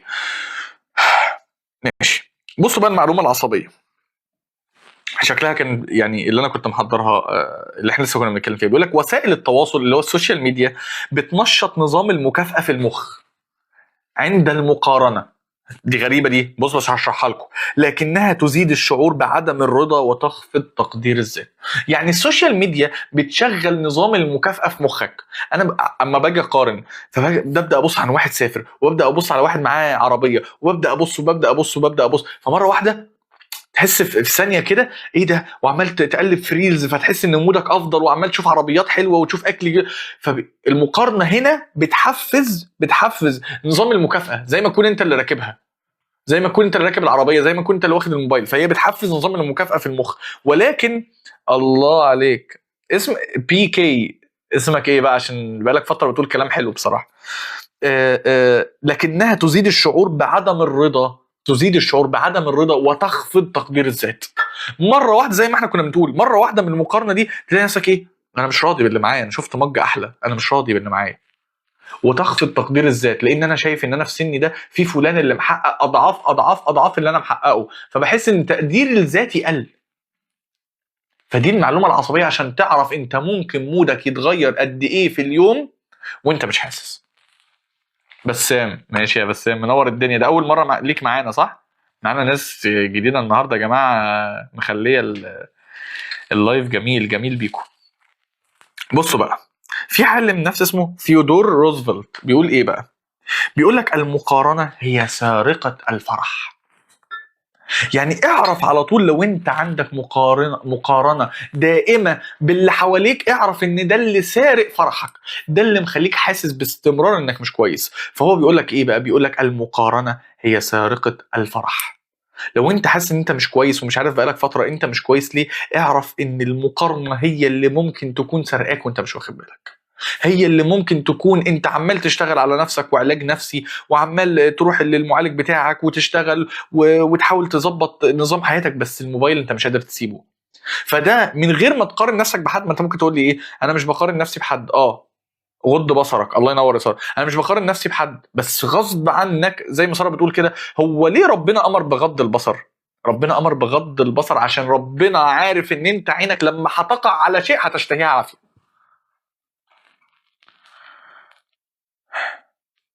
المقارنه سارقه الفرح، بالظبط كده.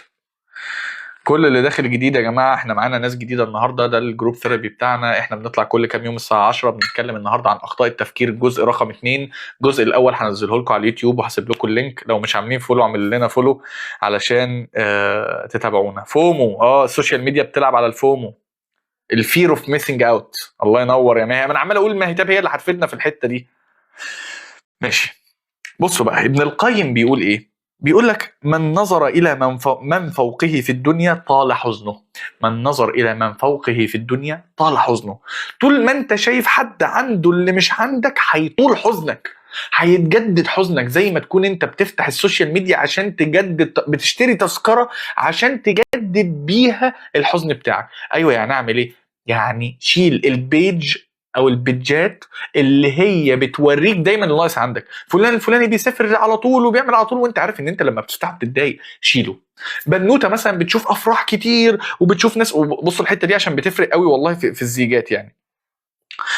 فتلاقوا ايه، بنوته وشافت افراح كبيره وشافت بهرجه كبيره وشافت مش عارف ايه، تيجي خطيبها مثلا لسه بيحاول يبدا حياته وعايزين يبدا حياه حلوه ومش عارف ايه، وهي بنوته صغيره، لا ده انا عايزه وعايزه وعايزه وعايزه زي فلانه. يبدا هو يحفي ان هو مثلا يقنعها ان يا بنتي ده سوشيال ميديا، الناس دي بتعمل كده ومدفوع لها كده، لا عايزه زي ده. فتلاقي ان حياتهم اصبحت احزن بكتير جدا لمجرد ان هي فتحت بيدجات ورتها حاجات عمرها ما كانت هتشوفها. فابن القيم بيقول لك من نظر الى من فوقه في الدنيا باستمرار طال حزنه. فلو انت بايدك اقطع سبل الحزن ده.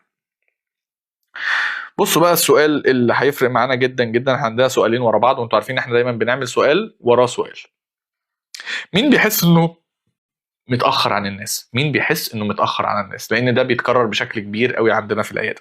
مين بيجي العياده وحاسس ان هو محتاج يتعافى وحاسس ان هو محتاج يشتغل على نفسه، بس حاسس ان هو متاخر؟ انا حاسس ان انا في سني ده كان ممكن اكون اتخرجت، كان ممكن اكون جبت عربيه، كان ممكن اكون جبت شقه. مين حاسس ان هو دايما متاخر، كان المفروض يعمل اكتر من اللي عمله؟ انا. هتلاقوا سلسله انا. نوجا كمان معانا اهو، وبسام. انا بس في الدراسه حلو. ما كل واحد فينا هتلاقوه في حته يا جماعه. انا في تخصصي ماشي يا صاحبي، كل اللي جوايا ماشي. ساعات احس اني متاخره، ولكن ايه، بسال متاخره عن ايه وليه؟ الله ينور.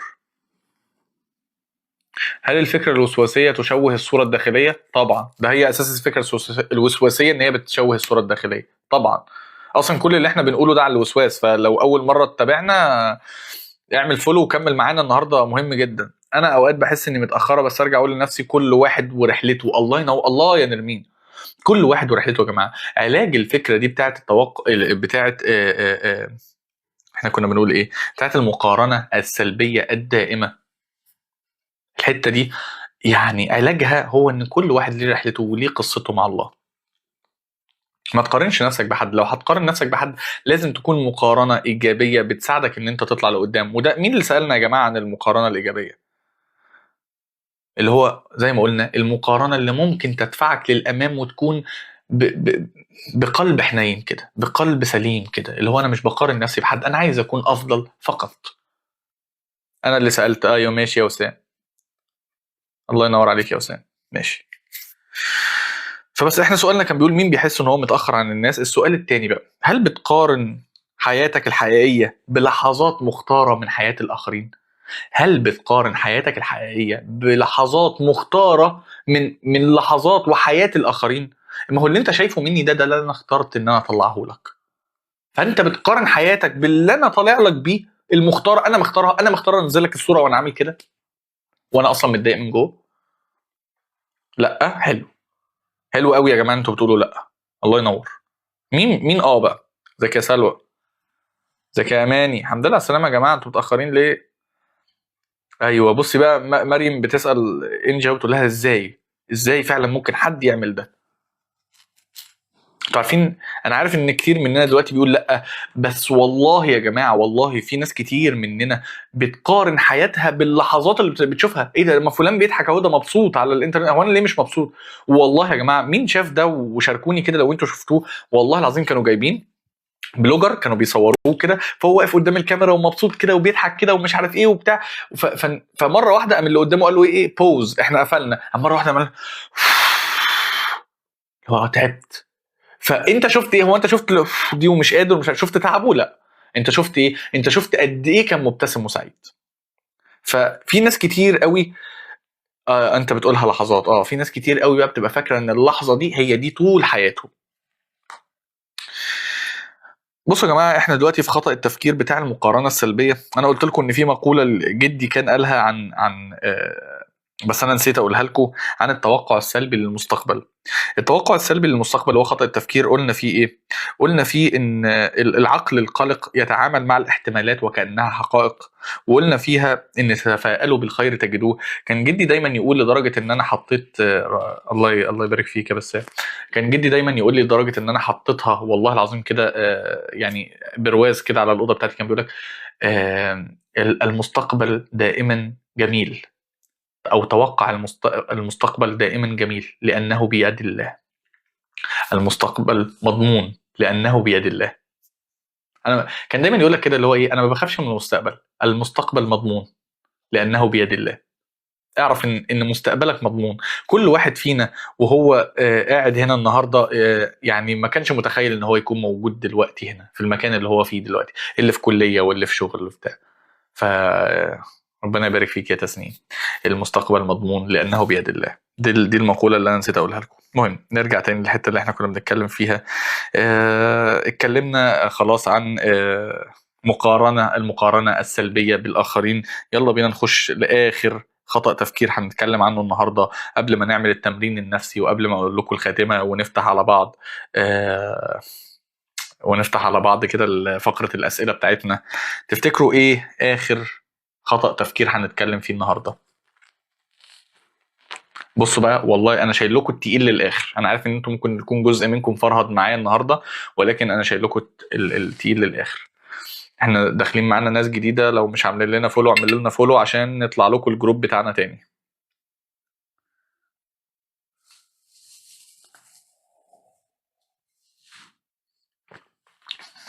بصوا يا جماعه بقى، الموضوع النهارده اخر خطأ تفكير شديد حبتين، تريكي حبتين، هيخليك محتار شويتين، بس عايزكم يعني شغلوا معايا كل ذره، كل فص في فصوص مخكم، ماشي؟ اسمه ايه بقى؟ التفكير العاطفي، اللي هو الايموشنال ريزونينج.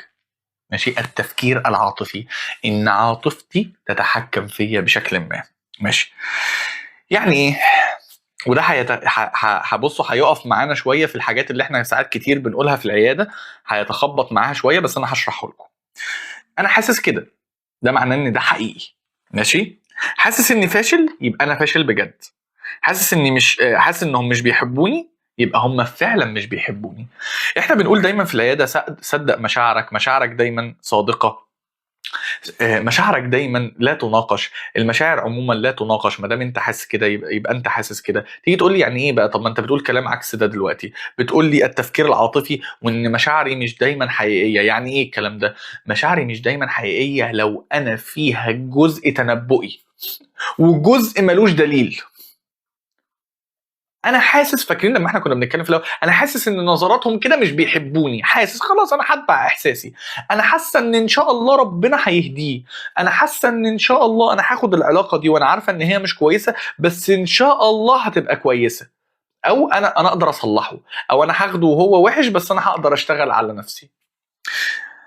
فالمهم بقى المعلومه العصبيه هنا بتقول لك ايه؟ بتقول لك المشاعر السريعه تاتي من الجهاز الحوفي، الجهاز الحوفي في المخ، ماشي، لكن التفكير المنطقي يحتاج تنشيط قشره الفص الجبهي من المخ.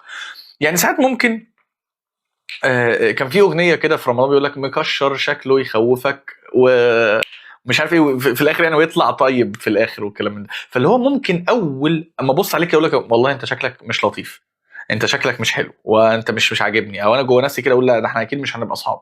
كم مره يا جماعه قلنا لحد او شفنا حد اول مره شفناه قلنا اكيد مش هنبقى اصحاب، ده اكيد مش لذيذ، ده اكيد مش هنبقى كويسين مع بعض، وطلع ده اقرب حد ليك، يعني بقيتوا اصحاب وبقيتوا في الكليه اقرب اتنين. حد مر بالتجربه دي ولا انا بس؟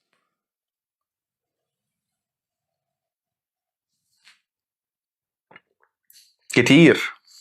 اه كتير موجود، حصل. بصوا هتلاقي مننا امثله كتير قوي دلوقتي لو اتكلمنا فيها، هتلاقي ناس انت كنت متخيل ان انت عمرك بشكل ما هتقرب منهم، بقيتوا اقرب اتنين لبعض. فهنا المعلومه العصبيه بتقول لك ان المشاعر السريعه بتاتي من الجهاز الحوفي في المخ، ولكن التفكير المنطقي بيحتاج ان الفص الجبهي بتاع مخك يشتغل. فالفص الجبهي بتاع مخك يشتغل محتاج وقت، محتاج تقيم الامور، محتاج تعرف هو مجرد احساس عابر مثلا اعجاب، ولا فعلا مواصفاته تخليه يصلح لزوج ليكي، او حاجات كتير قوي.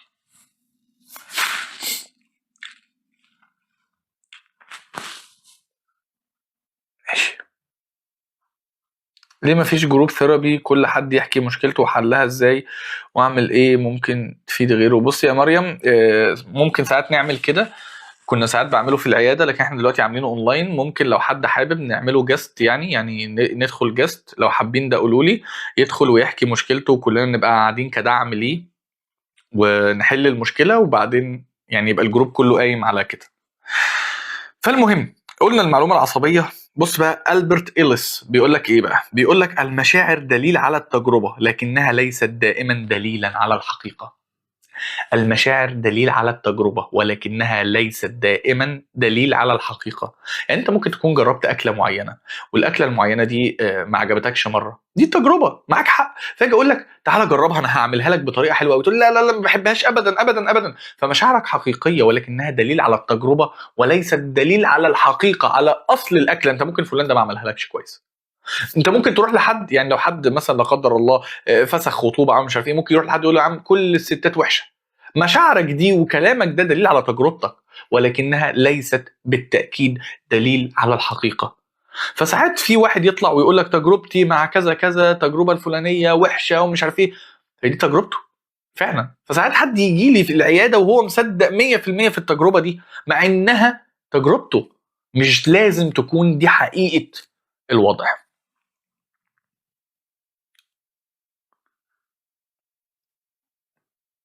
اه المشاعر دليل على التجربه لكنها ليست. الله ينور.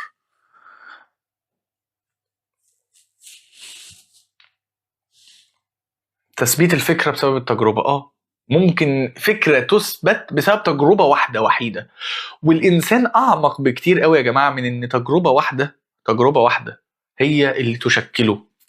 فالمقوله دي بصراحه في الجون، المشاعر ليست دائما المشاعر احيانا تكون دليل على التجربه وليست دائما دليل على الحقيقه. ماشي.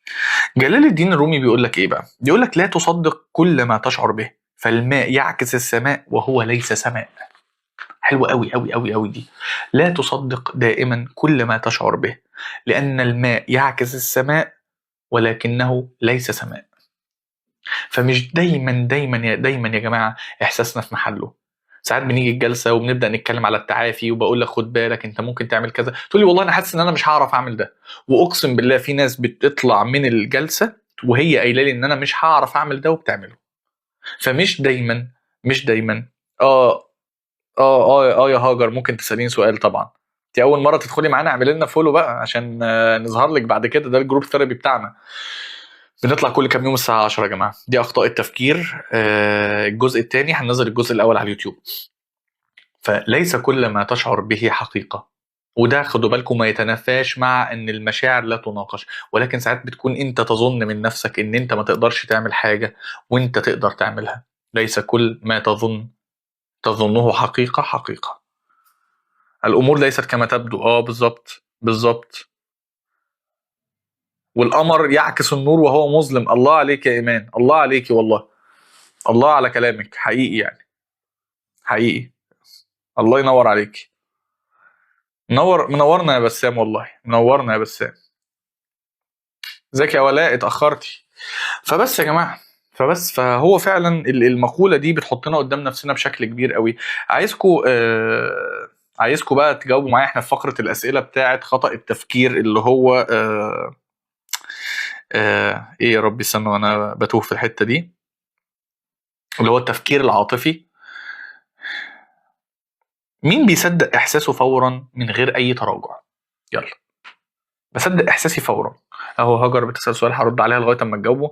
انا كنت بحب واحد هو قريبي وجيت قدم لي بس اهلي رفضوا، بس انا عايزاه وهو اتقدم كذا مره.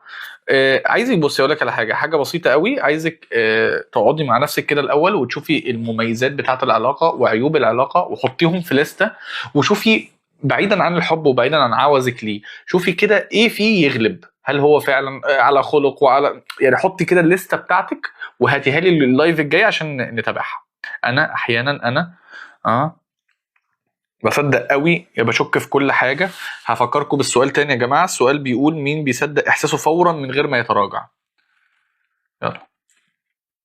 لو ايه يا شروق، اعمل لنا فولو يا شروق، انت اول مره تدخلي. لو سمحت بفكر على طول بالموت، يبقى على طول احنا في حته الافكار السلبيه دلوقتي يا شروق. ركزي معانا دلوقتي عشان هيفرق معاكي قوي قوي قوي. دي احد الافكار السلبيه اللي متحكمه فيكي. غالبا هي خطا تفكير التوقع السلبي للمستقبل اللي اتكلمنا عنه النهارده. وهنعمل يعني هنرفع النهارده اللايف ده على اليوتيوب للي ما شافوش من الاول. احنا معانا ناس كتير النهارده، اللي ما عملناش فولو يعمل فولو. اول سؤال كان بيقول مين بيصدق احساسه فورا من غير ما يراجع. تاني سؤال بقى، كم مره كان احساسك سلبي والواقع طلع مختلف؟ ده السؤال اللي بيحطنا قدام نفسنا. انا دايما بحط لكم سؤال خطاف كده، السؤال التاني بيحطنا قدام نفسنا. كم مره توقعت الواقع سلبي وحسيت مشاعر سلبيه والواقع كان مختلف؟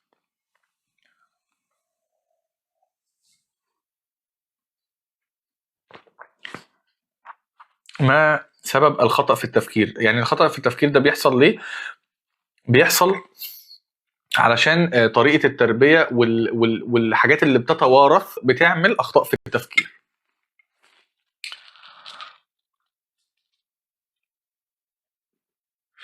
في أي وقت، في أي وقت في أي وقت يا بسام.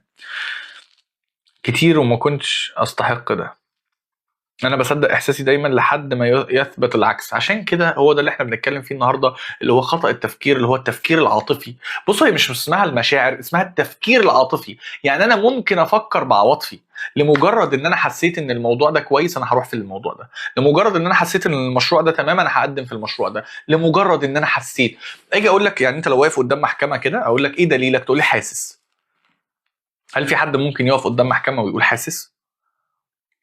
فما ينفعش نتجوز على اساس احساس فقط، ما ينفعش ندخل مشروع على اساس احساس فقط، ما ينفعش نعامل نفسنا على اساس احساس فقط.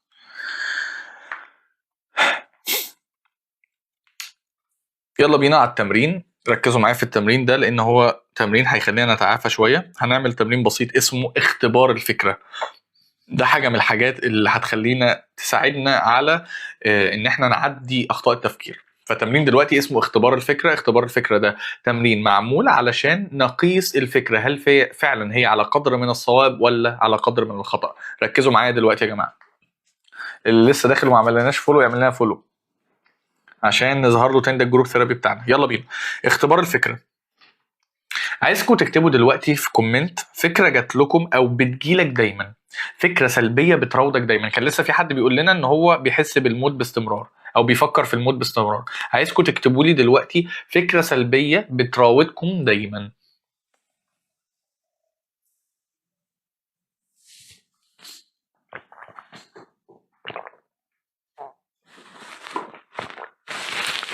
هي سوما عايزه ملخص سريع لايه؟ لانماط التفكير بتاعت النهارده هقولهم لك، هعمل لهم ريكاب كله. اني هموت، ايه تاني يا جماعه؟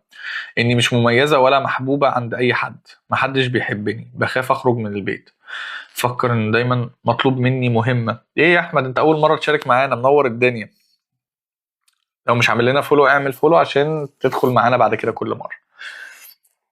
مطلوب مني مهمه انجزها. ايه تاني يا جماعه؟ يلا. اني ما حققتش حاجه في حياتي، هاجر ان ربنا مش عايزني او مش هيغفر لي، دي فكره سلبيه بتجيلي. الوحده، الوحده مشاعر يا تسنيم، عايز فكره جايه من ورا المشاعر دي. طيب، هل حد بيجي له مثلا فكره انا مش كفايه، محدش بيحبني، انا هفشل؟ شاركوني كده.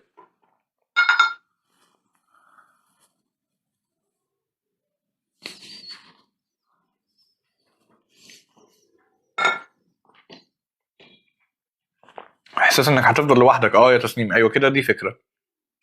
الناس كلها عدوانيه ومش بيرحموا بعض، ان الماضي يرجع واتعب، انا مش كفايه، اني افشل في اي حاجه بعملها.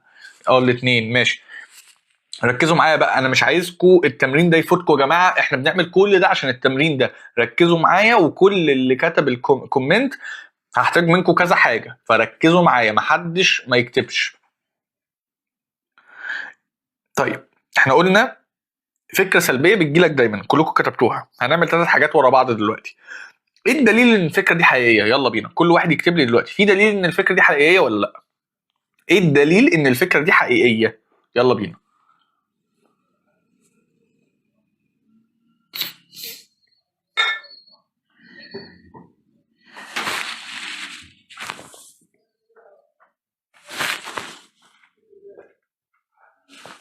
تجارب المحيطيه ان لسه ما اتخرجتش. ايه اسماء، الحمد لله على السلامه. وايه ازيك؟ محمود ازاي؟ محمد ازيك؟ حصلت قبل كده ان تتعاملي مع الناس نتائج بتؤكد ده. ايه يا هبه ازيك؟ دي اول مره تخشي معانا؟ وانا صغيره، معتز ازاي؟ وانا صغيره مامتي كانت بتقول كده، اني مش كفايه، اني مش بنزل فعلا. حلو، ماشي. ايه الدليل بقى انها ممكن تكون مش حقيقيه؟ يلا. رقم 2 بقى، ايه الدليل اللي ممكن يخليها مش حقيقيه؟ يعني ايه الدليل انها ممكن تكون مش حقيقيه؟ بحس ان كل حاجه بحاول اعملها مش بتكون حلوه او مش كفايه، واني مش بعرف انجح، او في ناس بتقول لي كده. منوره الدنيا يا هبه، والله منوره الدنيا. اعمل لنا فولو بقى، اوعي تنسي عشان المره الجايه تطلعي معانا. انها ايه الدليل ان الفكره دي مش حقيقيه؟ في اهو وسام بتقول لي انها مش في المستقبل وانا ما اعرفش الغيب. مفيش دليل. اننا نقابل ناس بنحب ونبقى استثناء القاعده، ماشي. احمد بيقول ايه؟ فكره انه دائما مطلوب مني حاجه اعملها، الدليل ان اهلي معتمدين عليا. طب وايه الدليل انها ممكن تكون مش حقيقيه؟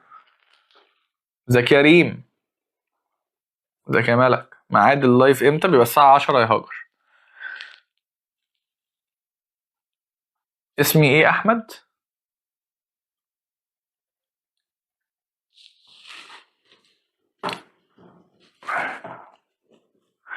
ماشي. بصوا تالت حاجه بقى، لو صاحبك قالها عن نفسه هتوافقه؟ كل الحاجات اللي قال انا مش كفايه، واللي قال انا بحس بالموت. ومآب احمد، ماشي. يا تسنيم، ممكن نتعافى منه، عشان كده احنا بنعمل اللايف النهارده. ممكن نتعافى من اخطاء التفكير. طيب، لا مش هوافقه. السؤال بيقول يا جماعه، هل لو صاحبك او حد قريب منك قالها عن نفسه، قال الكلام ده عن نفسه، هتوافقه؟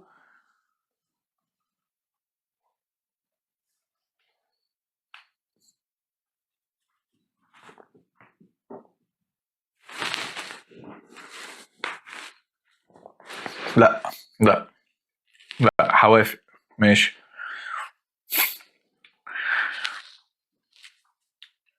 لا طبعا. لا، هحاول اشجعها تنزل. طيب. طيب، انا محتاج منكم حاجه رقم 4.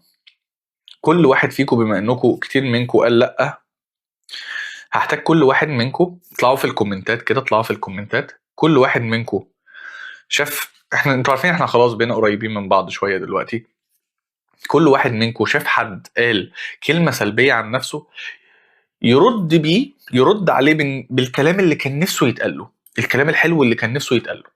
يلا وروني، كل واحد فيكم يختار حد يقول له حاجه، هو حد قال مش كفايه، وحد قال حاسس ان انا اللي عليا المسؤوليه كلها، وحد، ارجعوا كده للكومنتات واعملوا ريبلاي، كل واحد فيكم يختار حد ويقول له حاجه حاسس ان هو محتاجها دلوقتي.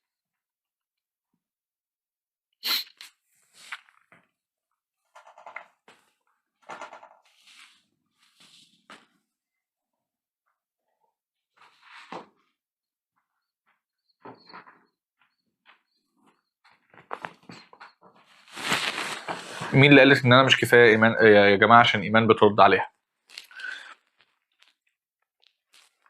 قول لها اللي قال انا مش كفايه، هقول لها انت خليفه الله في الارض، وعشانك اتخلق الكون، انت عظيمه قوي. الله، مفيش حد يستحق انه ما يبقاش كفايه، احنا كفايه للاشخاص اللي تقدر. يا سلام.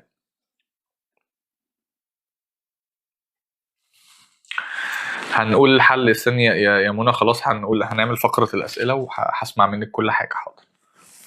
انا، طب يا ساره هي بتكلمك انت اهو. مين تاني يا جماعه؟ مين تاني؟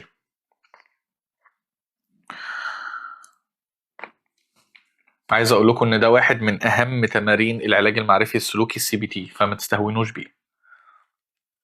ازيك يا ميرا؟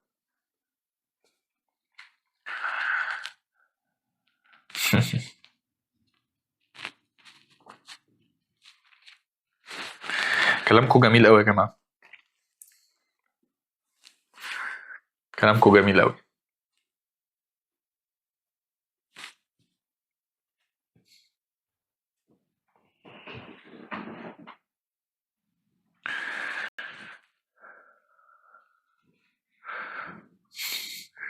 الله ينور.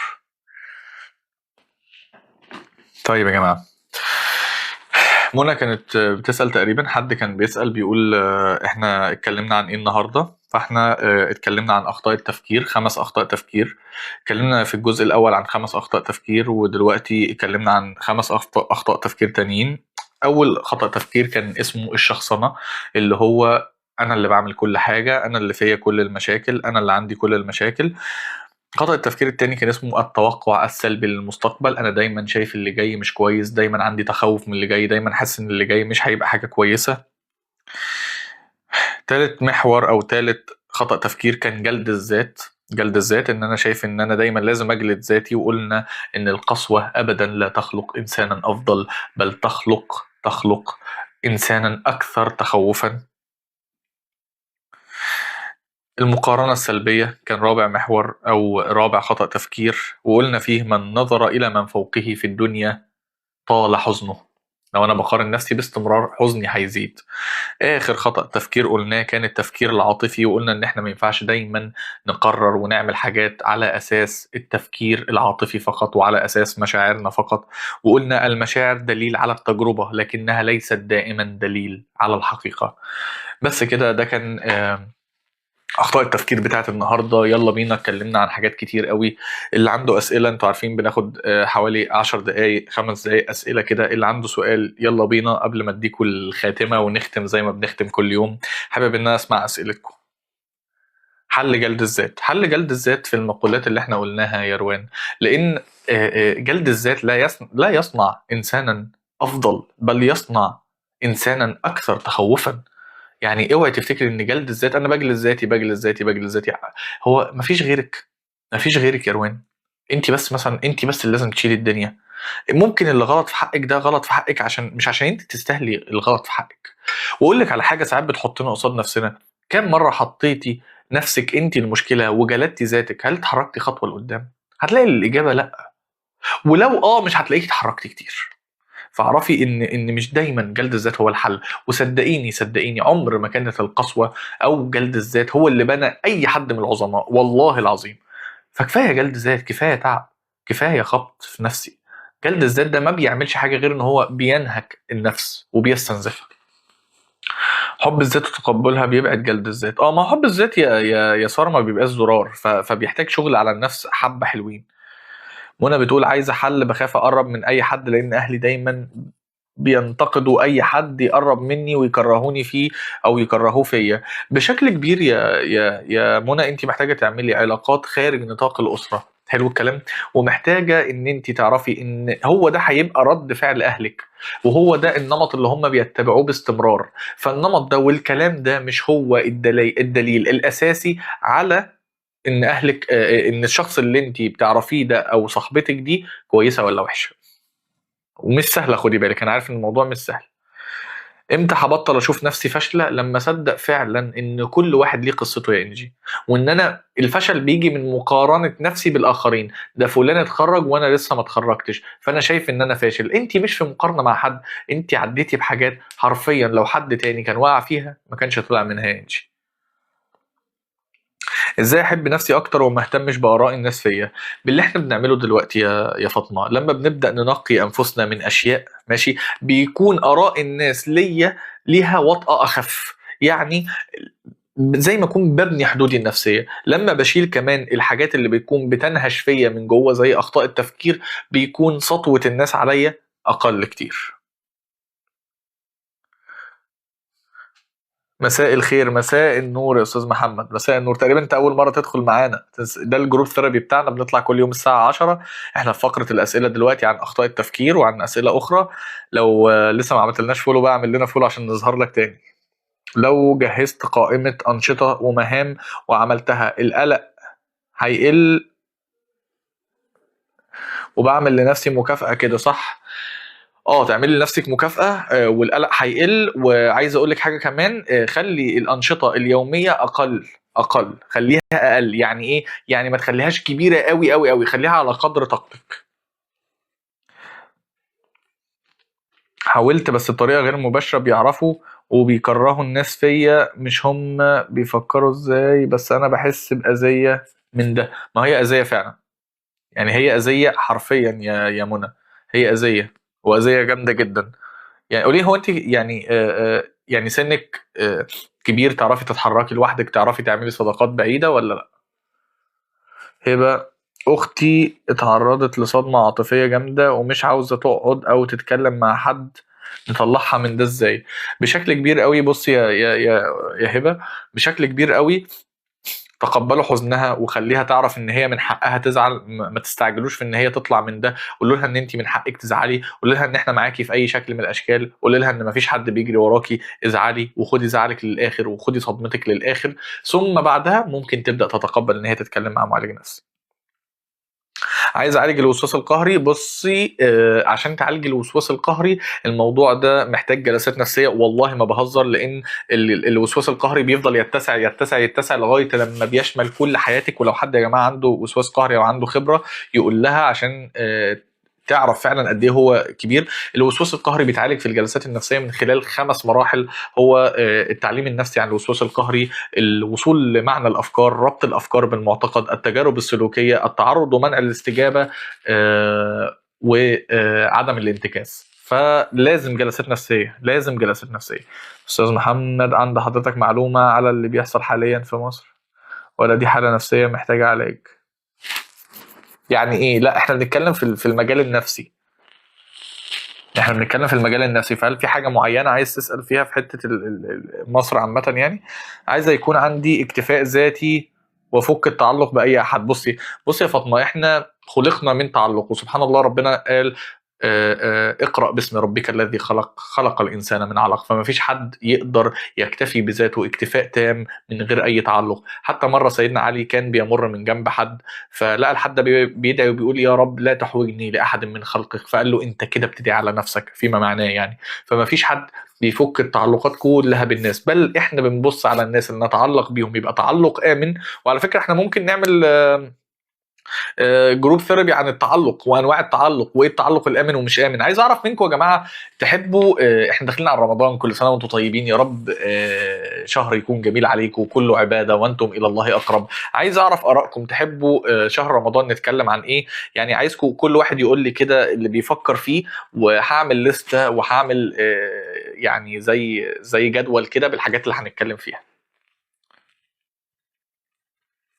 ازاي لما نبقى كسلانين نعمل اللي ورانا؟ بص يا ماهي، عشان نعمل اللي ورانا محتاجين نقلل اللي ورانا. يعني انا كسلان ومش قادر اقوم، بس ورايا 1 2 3 4 5. امسكي في اول واحد بس وقسميه لحاجات صغيره، البيبي ستيبس هي اللي بتخلينا نقوم. لكن لو انا حاطط حاجات كبيره قوي عمري ما هعمل اي حاجه. ازاي اعرف اني على طريق التعافي الصح؟ ان انا بتحسن يا وسام، ان انا بتحسن، وان انا حاسس بعد فتره ان الحاجات اللي كانت بتوجعني ما بقتش بتوجعني بنفس القدر. جيدة بتقول يا جيدة، كيف أواجه الوسواس رغم معرفتي أنها فكرة غير حقيقية ووهمية؟ بص يا جيدة، الوسواس أصلا أنا ببقى عارف إن هي فكرة وهمية وغير حقيقية، ولكن هي عشان كده محتاجة جلسات معرفية سلوكية. محتاجة جلسات ليه؟ لأن الوسواس هو أصلا مبني على عدم المنطق، فأنت هتقعدي تشتغلي على نفسك وتحاولي تقولي بس هي فكرة مش منطقية، ما هو ما بيتعالجش كده. واصلا انا لما قلت ال5 مراحل بتاعه علاج الوسواس القهري ما قلتش منهم ان احنا بنعالجه بالمنطق، لان هو بيكون مش منطقي ولكن متحكم فيا. هي ميرفا تقولي علاج الحزن وعدم الشغف لاي حاجه، لو الحزن لمده اكبر من اسبوعين وحزن دائم مستمر وعدم شغف دائم وحاسس ان انا مش عايز اعمل اي حاجه بشكل كبير، غالبا ممكن نكون نتشخص اكتئاب، وساعتها ممكن نحتاج جلسات نفسيه فرديه. ماشي. 21 سنة بس من كتر اللي بيعملوه بقيت أخاف أقرب من أي حد ويعملوا لي مشاكل، دول حتى فركشوا لي خطوبتي مرتين. والله يا منى الموضوع يعني غاية في التعقيد وصعب فعلا، أنا عارف والله إن هو صعب وصعب عليكي أوي أوي أوي. محتاجة إن أنت تحزني الأول وتاخدي فترتك في الحزن عشان أعرف أعمل علاقات جديدة، لكن طول ما أنت خاطرك مكسور دلوقتي مش هتعرفي تعملي علاقات جديدة، وحقك. أنت في الكلية أكيد دلوقتي يا منى. مآب، أنا بقالي فترة مش قادرة أفهم قلبي ومش بحس بالحب والفرح والحزن، بحس بالخوف فقط والقلق. يعني بشكل عام الخوف مسيطر عليكي والقلق مسيطر، ف يعني بشكل كبير قوي. اهو بتقولي ايه؟ يعني مش عدم اسباب للفرح والحب بس كده، مش بحس زي زمان. مش بحس زي زمان، يعني في حاجات كتير قوي يعني كاتمه على احساسك، او انت بقالك كتير قوي يعني متجنبه الاحاسيس، فلما بنتجنب الاحاسيس لمده كبيره قوي بتتدفن. فايه الحل لده؟ بشكل كبير الحل ده ان انا ابدا اشوف هو انا حاسس بايه فعلا، ابدا اطلع المشاعر. وفي حاجه على جوجل كده اسمها ايه، دائره المشاعر، طلعيها بصي فيها عشان تعرفي انت حاسه بايه، فبنرجع واحده واحده نبص فيها يوميا لغايه ما اعرف اسمي مشاعري. قصدي التعلق الزائد ده بيكون في فعلا تعلقات مرضيه. ممكن نعمل جروب كامل يا فاطمه عن التعلق وانواعه وانماطه، وتعرفي التعلق اللي موجود ده تعلق زائد ولا حقيقي. وانتوا طيبين يا جماعه، وانتوا طيبين. علاج عنف الطفوله، ايه التواصل مع الذات. وانتوا طيبين وبألف صحة وسلامة. حد عنده أي يا جماعة، حد عنده أي أسئلة يعني، أو حد عنده حاجات عايزيننا نتكلم عنها في رمضان؟ هاخد منكم أفكار وأحطها.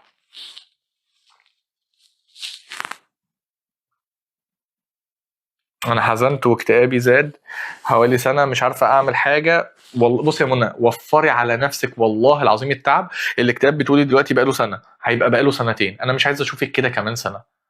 وفري على نفسك زي ما ناس كتير قوي وفرت على نفسها. والله روحي جلسات وخلصي الموضوع ده، خلصيه. لان الموضوع بيكون تقيل قوي، والاكتئاب ما بيتعافاش لوحده. ما دام وصلت لمرحله اضطراب الاكتئاب او مرض الاكتئاب ما بيتعافاش لوحده.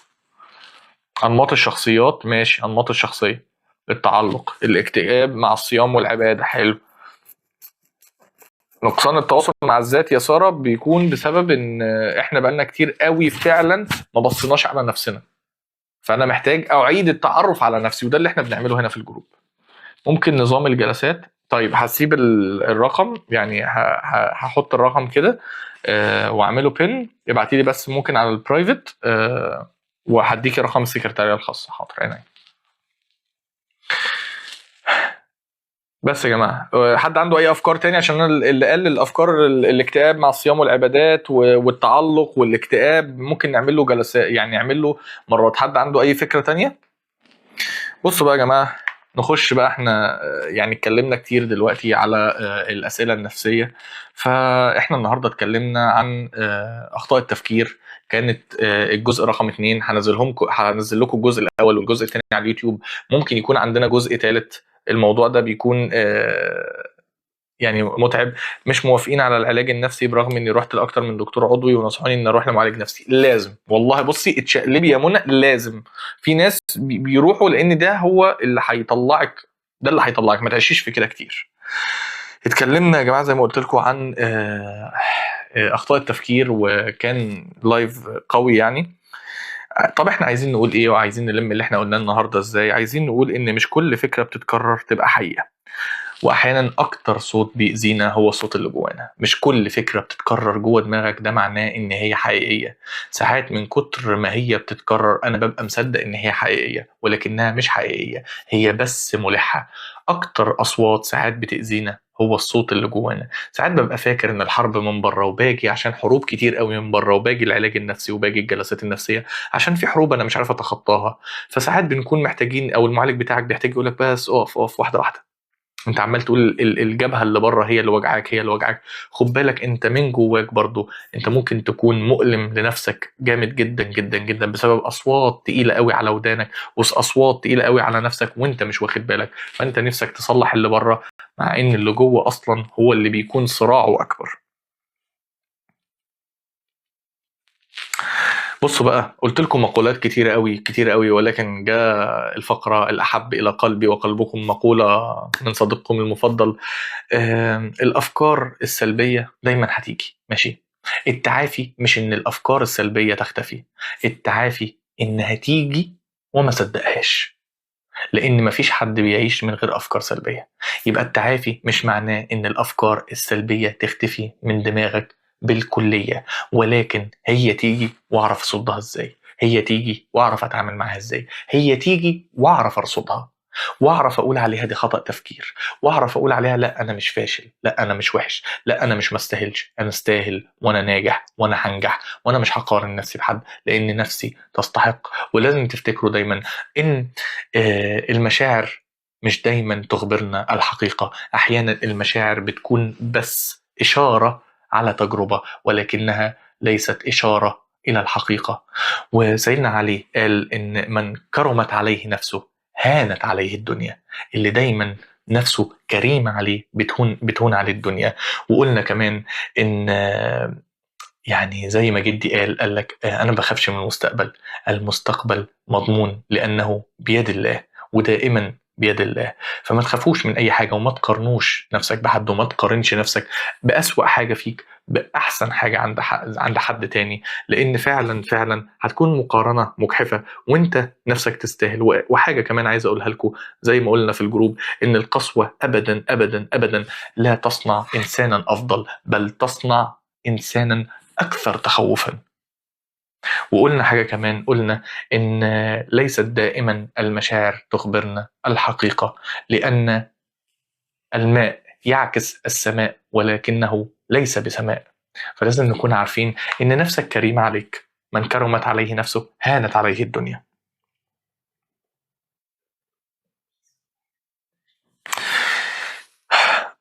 أكتر فقرة بستناها مقولة صديقنا المفضل كتر ألف خير.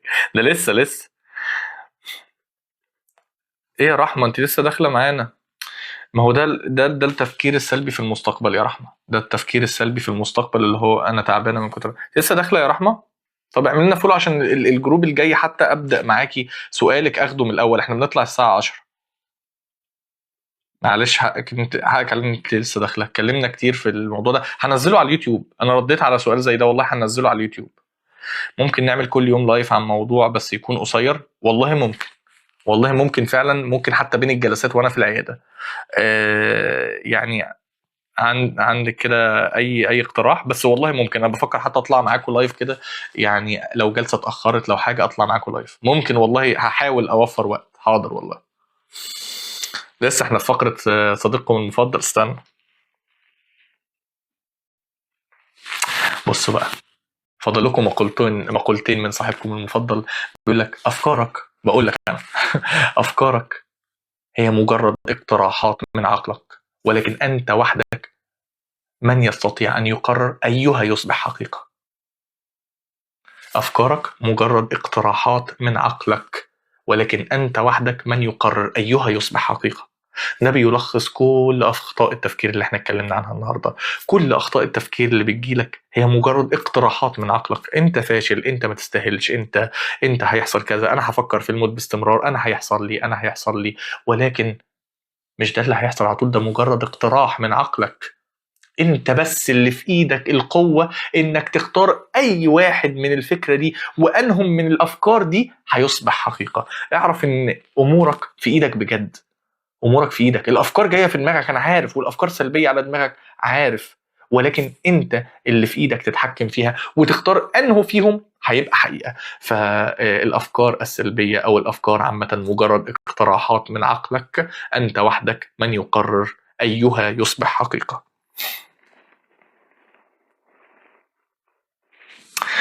واخر مقوله احب اختم بيها النهارده، يعني محضرها لكم نختم بيها اللايف النهارده. اخر مقوله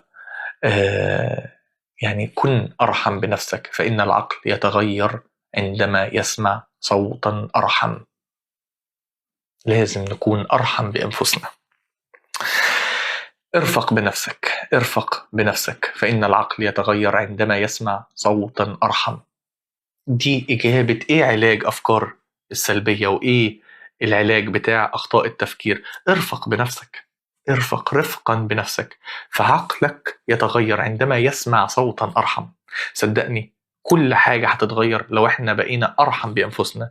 احنا ليه كنا موجودين النهاردة مع بعض؟ كنا موجودين النهاردة مع بعض عشان نبين الأفكار السلبية، مش عشان نلوم بيها نفسنا. ونطلع النهاردة من اللايف تقول ايه، هو انت فيك مشكله، بص يا شوف الدكتور النهارده قال ايه، قال كام مشكله كلهم فيك، شفت بقى انت عامل لنا مشاكل ازاي. لا، كن ارحم بنفسك. احنا بنقولها، قلنا في اللايف اول امبارح وفي الجروب بتاعنا بتاع اخطاء التفكير رقم 1، قلنا ايه؟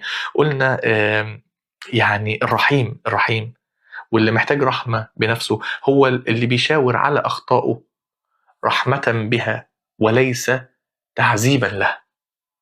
ارفق بنفسك لان العقل يتغير عندما يسمع ارحم. بس كده يعني، بجد وجودكم دائما بيبقى ونس. غالبا ممكن المرة الجاية اللي هنتقابل فيها هنكون في رمضان، فكل سنة وانتم طيبين. وجودكم دايما ونس، وحاسس ان انا اريح واهدى ومقبل على رمضان كمان بوجودكم معايا. بطلع والله العظيم وانا يعني مرتاح ان انا هقابلكم. لما عرفت ان احنا النهارده هنطلع لايف من معد البرنامج، يعني مراتي هي معد البرنامج، هي اللي بتقوم بكل حاجه بصراحه. يعني كل اللي انتوا شايفينه ده انا بقعد عشان اتكلم، ولكن كل اللي انتوا شايفينه اللي بيحصل واللي بيترتب ده بيكون من مراتي مسهله عليا كل حاجه. المج الجميل ده والحاجات الجميله دي كلها اللي عاملاها لي عشان اعرف اطلع معاكم وانا يعني مرتاح كده وبعرف اتكلم معاكم. لو في سؤال فاتني هي حتى بتقوله لي. فانا مرتاح ان احنا هنطلع ان شاء الله المره الجايه في رمضان. كل سنه وانتم كلكم طيبين، ووجودكم كان انس وهدوء. ان شاء الله نتقابل في رمضان واحنا ارحم بنفسنا. ممكن ساعتها نتقابل واحنا كلنا مخلصين تراويح، ساعتها هيكون الجو كله روحانيات، وساعتها ممكن نكون ارحم بانفسنا. سبحان الله، هنطلع المره العاشره او اللايف العاشر او جروبنا العاشر هنكون جوه رمضان. فده ممكن يكون يعني هبه من الله ان احنا كلنا نكون في روحانيات افضل، فهيكون فتره احلى للتعافي. حابب ان انا اشوفكم، وحابب ان انا اكون طالع من التراويح وقاعد معاكم. يعني حقيقي اليوم كان حلو بيكم، وحقيقي كل حاجه كانت حلوه بيكم. هختم كلامنا ان شاء الله النهارده بان كن أرفق بنفسك أو رفقا بنفسك، فإن عقلك يتغير عندما يسمع صوتا أرحم. عقلك هيتغير لما يسمع منك صوت أرحم. وإن الأفكار السلبية أو أفكارك هي مجرد اقتراحات من عقلك، وأنت وحدك من يقرر أيها يصبح حقيقة. وبس كده، أنست بوجودكم. سبحانك اللهم وبحمدك، أشهد أن لا إله إلا أنت، أستغفرك وأتوب إليك. أشوف وشكم بألف خير. السلام عليكم.